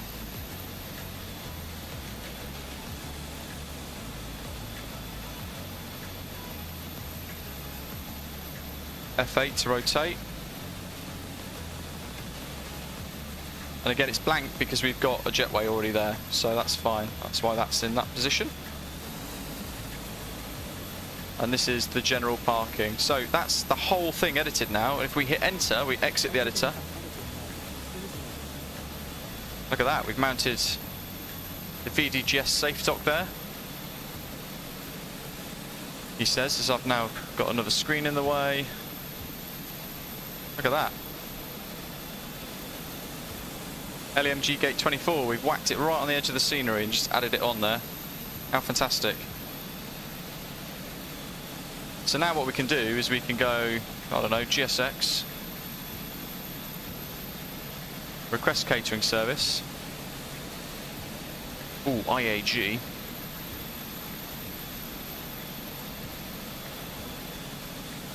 Catering option. Newest. So now what we've done is we've triggered an animation effectively to request the aircraft or the GSX to work properly once more. We can operate the jetway.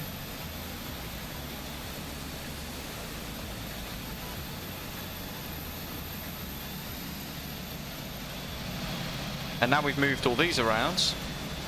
Let's see what happens with the loaders. So we could do request boarding. Ah, damn it. I've done it again, haven't I?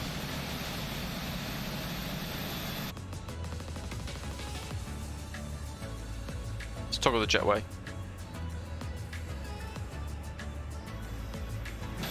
There we are. So the passengers are the next things actually that we need to think about. So what we can do is edit the way that they walk. But they might, having just moved the aeroplane into a better position, they might actually walk nicely up the scenery. So you can tweak every single airport based on what you want and how you find it all working effectively. There's the IAG stairs that we've requested. We've just got to see where the crew appear from now. Dennis, is GSX working for any of you guys, or is it just me? No, it's working fine for us. The VDGS will work, yeah, but obviously we've departed, so we've just added that safe gate in by using the airport editor.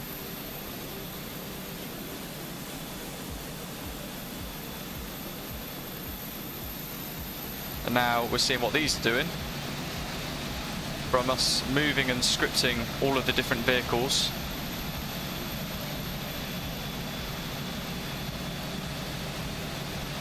Joshua, it is, but it's really heavy on performance by comparison. Just going to turn the APU off. We've got engines off, it's just someone else that's being really loud. Hopefully you guys can still hear me over all this engine noise. Oh, you know what I've just saw? We've got a cabin interior on the Fenix, haven't we?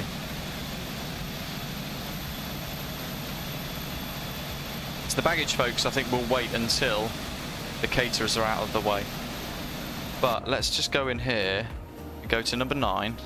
No, is it number 9? Number 0. You ready for this? Let's see what this looks like. With our custom Osprey cabin. Nighthawk says there's already 60 GSX profiles for scenery specific airports already on flightsim.to. Oh, it's not going to let us go to that one, is it? Boo! Let's quickly go to this one.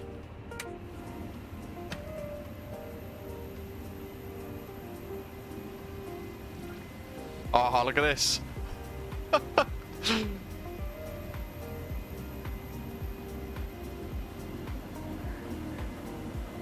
Here comes Dave from Feltham. Obviously as well, the crew will end up walking in here. It's a clever animation really, because he disappears out from the aircraft. Will do his thing and then he'll reappear.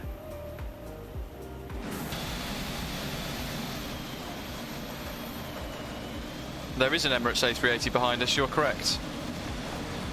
Holy moly. That's what the noise is.